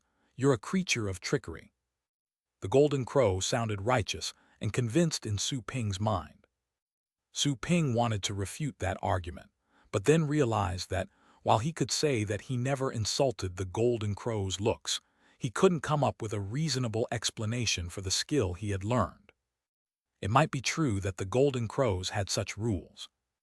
It wouldn't look well on him if he told more lies. As for arguing about appearances, well, what good could that do to him? The golden crow sounded brimming with pride, given that Su Ping was tongue-tied at the moment. See, I saw through your deception, whom you should die because of it, but I don't think I can kill you. You are a strange thing. Never mind, I'll take you back and maybe our elders can find a solution. Su Ping was covered in goosebumps, taking me back to the elders. It went without saying that the elders would be much more powerful than that golden crow. If he had to deal with them, he might not even be able to commit suicide. Run! Su Ping teleported away. However, he felt he bumped into something and almost got his nose broken the moment he turned around. Space was confined. Something made space as hard as iron. Sword! Su Ping took out his sword and tried to cut. Still, even though he had exerted great strength, the ray of sword light disappeared. What is that about? Su Ping felt all hope was lost. Not even the strongest move he had was enough to break the confinement. He had managed to break a space confinement set up by a fate state being. Just like in the deep caves, the thousand-eyed demon beast was unable to stop him. What dark energy! The golden crow was surprised to see Ashura force. It could not believe that a race on the celestial star would have been able to master that force. How strange! That was the last thing Su Ping heard the golden crow say. Rays of golden light surrounded Su Ping. He saw nothing but the golden color after that. He was imprisoned in a golden cube before he knew it. Su Ping tried to cut the walls, but nothing worked. As a matter of fact, his hands became numb. Once it noticed that Su Ping was in trouble, the Inferno Dragon roared and dashed toward him. However, a blast of fire reached the Inferno Dragon the next second. It could not finish its roar before the fire burned the pet to dust. The Dark Dragon Hound also made a move and ended up dying just like the Inferno Dragon. Revive! Without hesitation, Su Ping brought them back to life. That came as a bigger surprise for the Golden Crow. Apart from Su Ping, those two low lives were also able to come back to life. The Golden Crow flapped its wings, and the Golden Fire killed the Inferno Dragon and the Dark Dragon Hound yet another time. The Inferno Dragon and the Dark Dragon Hound were using their best skills, but none of them worked when it came to fend off the Golden Fire. Revive!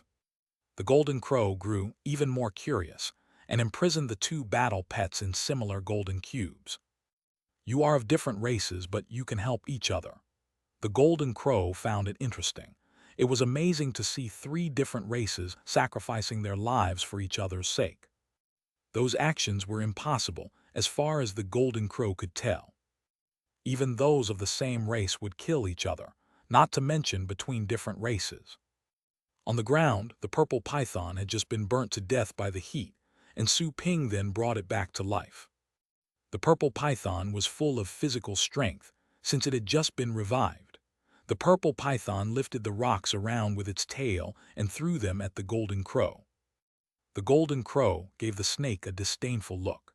It had an inborn desire to despise and kill when it came to those things that looked like strips.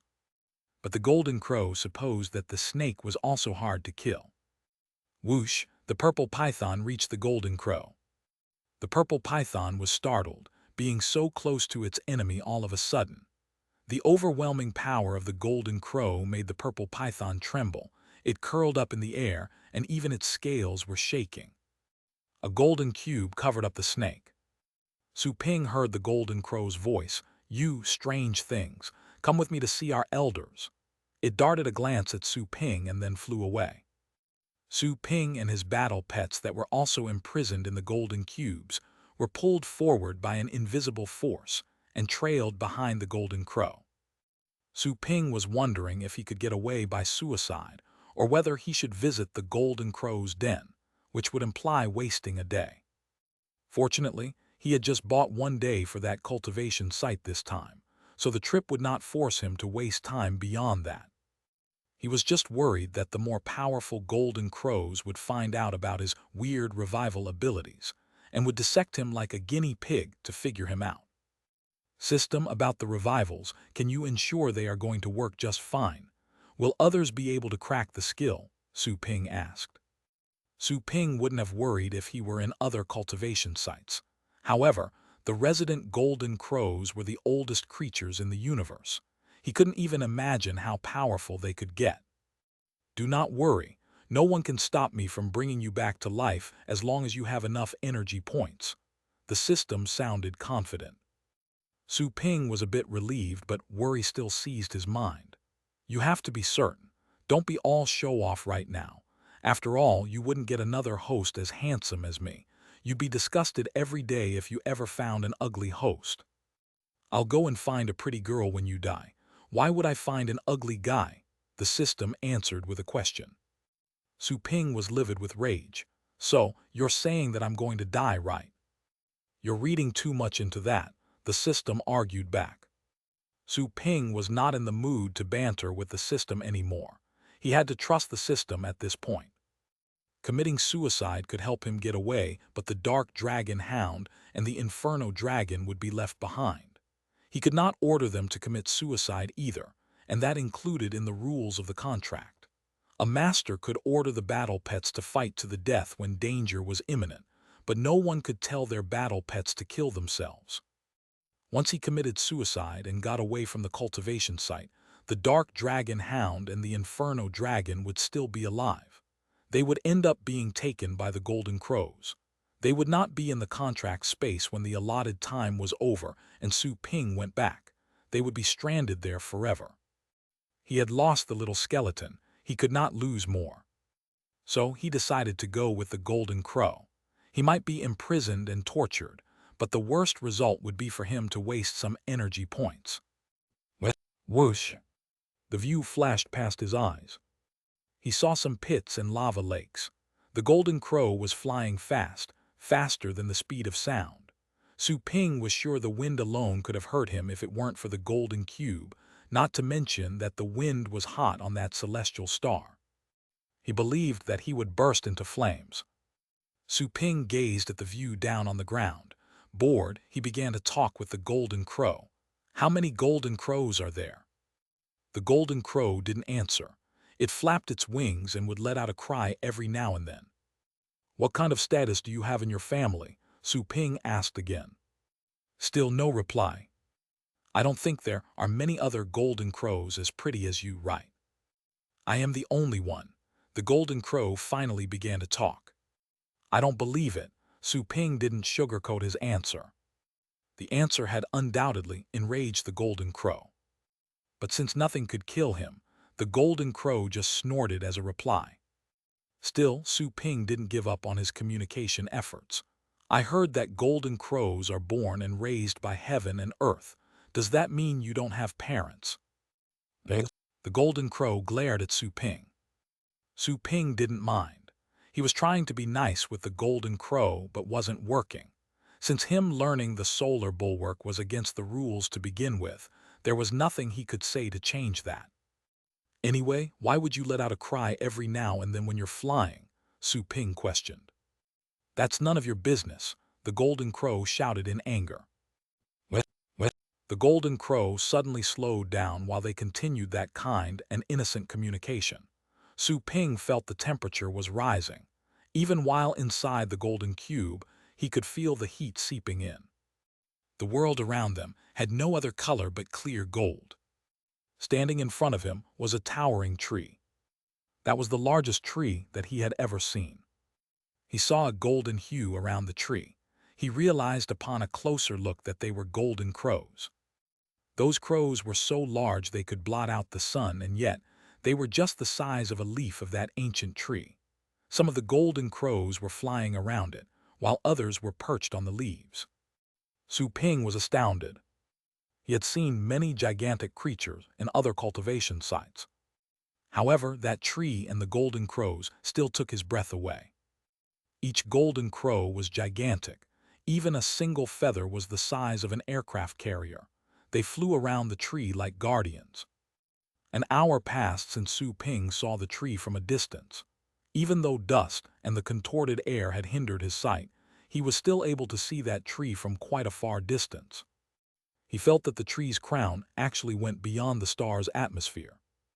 "That's where you live," Su Ping blurted out. The golden crow noticed Su Ping's astonishment and answered with pride, "This is an ancestral land for us golden crows. It is an honor for you, odd thing, to come here." Su Ping didn't even mind the mockery.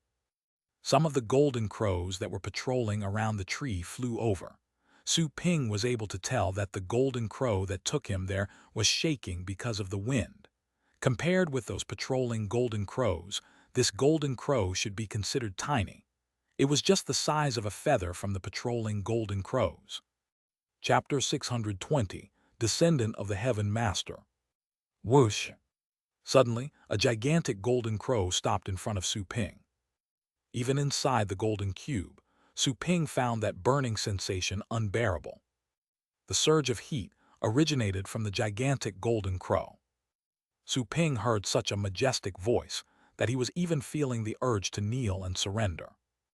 "Lady Dickyong, what are the things that you've brought here?" Even though Su Ping's willpower had been refined, the golden crow still scared him. That golden crow might be at the peak of the star rank, or even beyond that. Su Ping was amazed. The golden crows were the oldest creatures and they lived long lives. He couldn't even begin to imagine what rank they could reach. The proud golden crow that captured Su Ping should be at the star rank. He could not determine the gigantic golden crow's rank. "This is a strange creature that calls itself human. I cannot kill it no matter what I do, so I thought I could bring all of them back to let the elders see." It was the young female golden crow that was doing the talking. "You cannot kill them." The gigantic golden crow was shocked. There were creatures that they, the golden crows, could not kill. Were these things some wicked, undead creatures? Once this thought arose, the gigantic golden crow showed killing intent. "I'll be on my way," the young golden crow female claimed. The gigantic golden crow moved out of the way and replied with respect, "Goodbye, Lady Dickyong." Su Ping was finally able to learn the name of the golden crow that captured him. As the gigantic golden crow flew away, Su Ping finally felt the burden being lifted from him. "Your name is Dickyong. I think that golden bird treated you quite nicely, but your combat strength is not that good. Is it because you enjoy a high status here?" "Not that good." The golden crow named Dickyong was pissed. "A creature I could squeeze to death is saying that my combat strength is not good." "Humph." The golden crow Dickyong no longer paid attention to Su Ping and flew onward. Su Ping didn't pursue the question.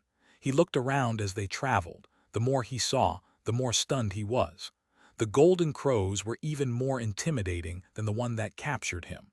One of such golden crows could have destroyed the blue planet dozens of times over. Those were true ancient creatures. Luckily, this place is far away from the world I live in. That thought alerted Su Ping. He asked the system at once, "Is the celestial star marked on the Federation maps?" The system calmed him down. "Don't stress yourself over nothing. Your technology cannot detect something this far away. Why else do you think you can live in such comfort?" Su Ping was relieved. The system was right. It would be a disaster for humanity if those golden crows came into contact with the Federation. Those golden crows were ancient creatures, and every one of them was a warrior. The golden crow girl that captured him was at the star rank. What about the others? It scared him to even think about it. Whoosh! Dickyong took Su Ping, and they gradually went closer to the tree. It seemed that the tree was close, but it took the golden crow a long time to arrive. The leaves were enlarged in Su Ping's sight as they moved closer. Eventually, all that Su Ping could see was a single leaf. Its veins were like wide streets running across each other. Dickyong was flying toward the crown of the tree. Golden crows greeted her along the way. Su Ping was sure that Dickyong did have a high status. Even a creature as fast as Dickyong had to fly for over a dozen minutes before reaching a particular twig, where many golden crows were resting. Su Ping was unable to tell how many there were. The fact was he couldn't even see the full body of a single golden crow. Those golden crows were similar in size as those doing the patrolling rounds. I am in their official den. Su Ping could feel those terrifying breaths around him. He was like an ant served to a group of giants, and he couldn't run away. If it weren't for the fact that he had been trained in many cultivation sites, the fear alone would have claimed his life. Su Ping held his breath. He wasn't afraid of death, but that didn't make him any less afraid. Whoosh! Dickyong was petite when compared to those golden crows. Still, the fact remained that Dickyong was as large as an aircraft carrier, and it was nothing remotely close to petite. They landed on a twig that Su Ping was only able to partially see. Dickyong grabbed the twig with its 3 claws and folded its wings, then moved forward. There were some leaves at the end of the twig which blotted out the sky. Huge golden crows were resting under the leaves. The closer they were to the leaves, the less sky Su Ping was able to see. Eventually, Su Ping could only see a golden leaf and its veins. "Nice to meet you, my honorable elders." Dickyong bowed before 3 massive golden crows. The 3 golden crows were even larger than the patrolling golden crows Su Ping had just seen. Dickyong was just 1/5 of a single feather on their backs. Compared to them, Dickyong was just like a speck of dust, and Su Ping wasn't even visible to the naked eye. Huh. While Dickyong was expressing her regards, the golden crow sitting in the middle suddenly opened its squinted eyes. "Kyong-er, what is that behind you?" Dickyong answered at once, "Chief Elder, it is a strange creature I found outside and it calls itself human. I couldn't kill it no matter what I tried. It has also learned our skills. It must have stolen it from someplace. So I decided to bring it with its companions for you to see." "You cannot kill it." The golden crow sitting on the right opened its eyes, revealing a sharp look. "Have you tried the special flames?" "Yes," Dickyong nodded. She found the fact strange especially because not even the flames had been enough to kill those creatures. Dickyong knew that the flames it produced were powerful enough to burn basically anything to dust, except when the opposing creatures were at a higher rank. No armor or shield could withstand that flame. It was evident that Su Ping was weak, and yet the flames could not kill the creature. It was quite strange. "I have never heard of anything called a human. Look, there is darkness inside that thing. Is it from the undead family?" the golden crow on the left asked.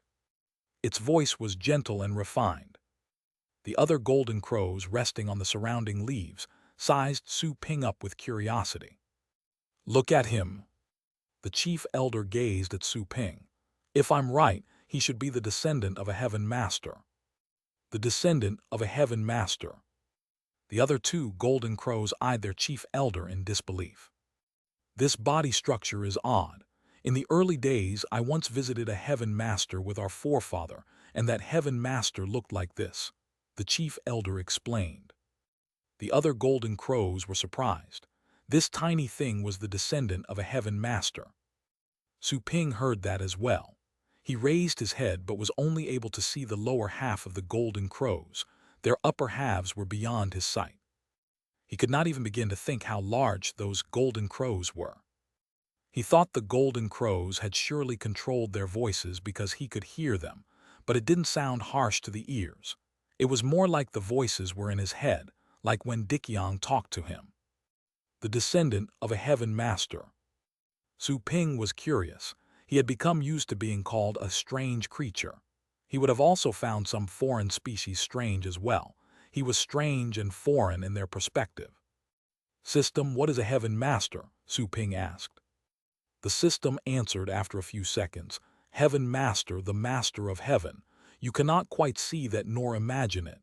You wouldn't understand." The master of heaven, Su Ping could not understand. Heaven? Isn't heaven the atmosphere?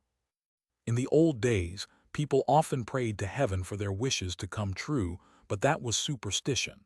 According to the scientific definition of modern society, heaven was just the atmosphere and the space outside the planets. However, it seemed that according to the system, heaven did exist.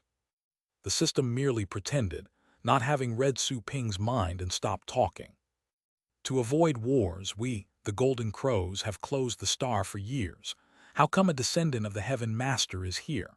The golden crow sitting on the right asked. That golden crow sounded resolute and stable. Has something happened to that Heaven Master? Has the Heaven Master sent his descendant to seek shelter here? But this descendant is too weak. Even living is a problem for him, the golden crow sitting on the left argued. The other golden crows eyed their chief elder with curiosity. Dickyong, who had brought Su Ping over, sized him up. Dickyong had heard of the name Heaven Master many times, but it had never seen one. There were many Heaven Masters, and they were all as powerful as the Golden Crow ancestors. Was this die-hard, foul-mouthed guy truly a descendant of the Heaven Master? A Heaven Master that looked like this? How ugly! Dickyong shook its head. As a person bird that was a face judger, it could not bear a guy without any aesthetic value. Su Ping noticed that Dickyong was shaking its head with eyes filled with contempt. As a face judger himself, he immediately understood where that contempt was coming from. It was unbearable. He preferred death over that humiliation. One day I will pluck all of your feathers, Su Ping said to himself. Dickyong cast a glare at Su Ping. The chief elder spoke again. It did not answer the other two golden crows' questions. The chief elder was asking Su Ping, human, where are you from? Why are you here? The golden crows fixed their gazes on Su Ping. All of a sudden, Su Ping felt he was shouldering 10 mountains, because even the looks from the golden crows were overwhelming. He might have lost his mind or even his life if he were any weaker because of the gazes. Su Ping was relieved since he didn't sense any killing intent from the chief elder's questioning. I am Su Ping and I come from a distant planet occupied by humans. I'm just here to look for materials so I can reach the second level of the solar bulwark. I want to do that so I can save my friend. Where did you learn that? The chief elder asked again. Su Ping was unable to tell if it was angry or happy. Well, one golden crow gave me that.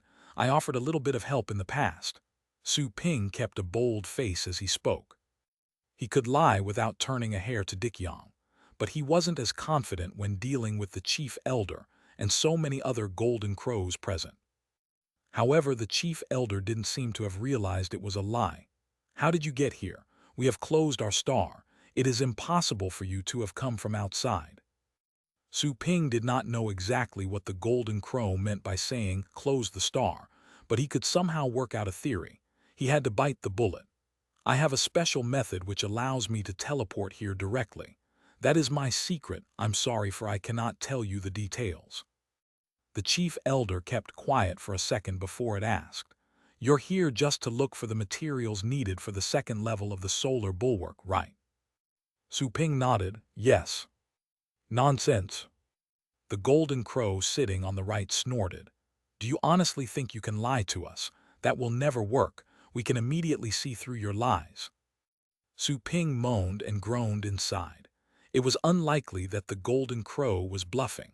He was sure that it was beyond the star rank realm, probably on par with beings like the Heaven Master.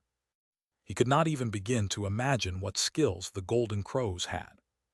I'm just here to find the materials, I want nothing else. Su Ping didn't say that he didn't lie. It was true that he only had one agenda. He didn't hold a grudge against the golden crows or something, so there was no guilt at all. The worst thing that could happen would be torture. He just hoped that the system was serious when it promised that the revivals were reliable. If the golden crows could figure out why he could come back to life and stop that, he would never be able to draw another breath.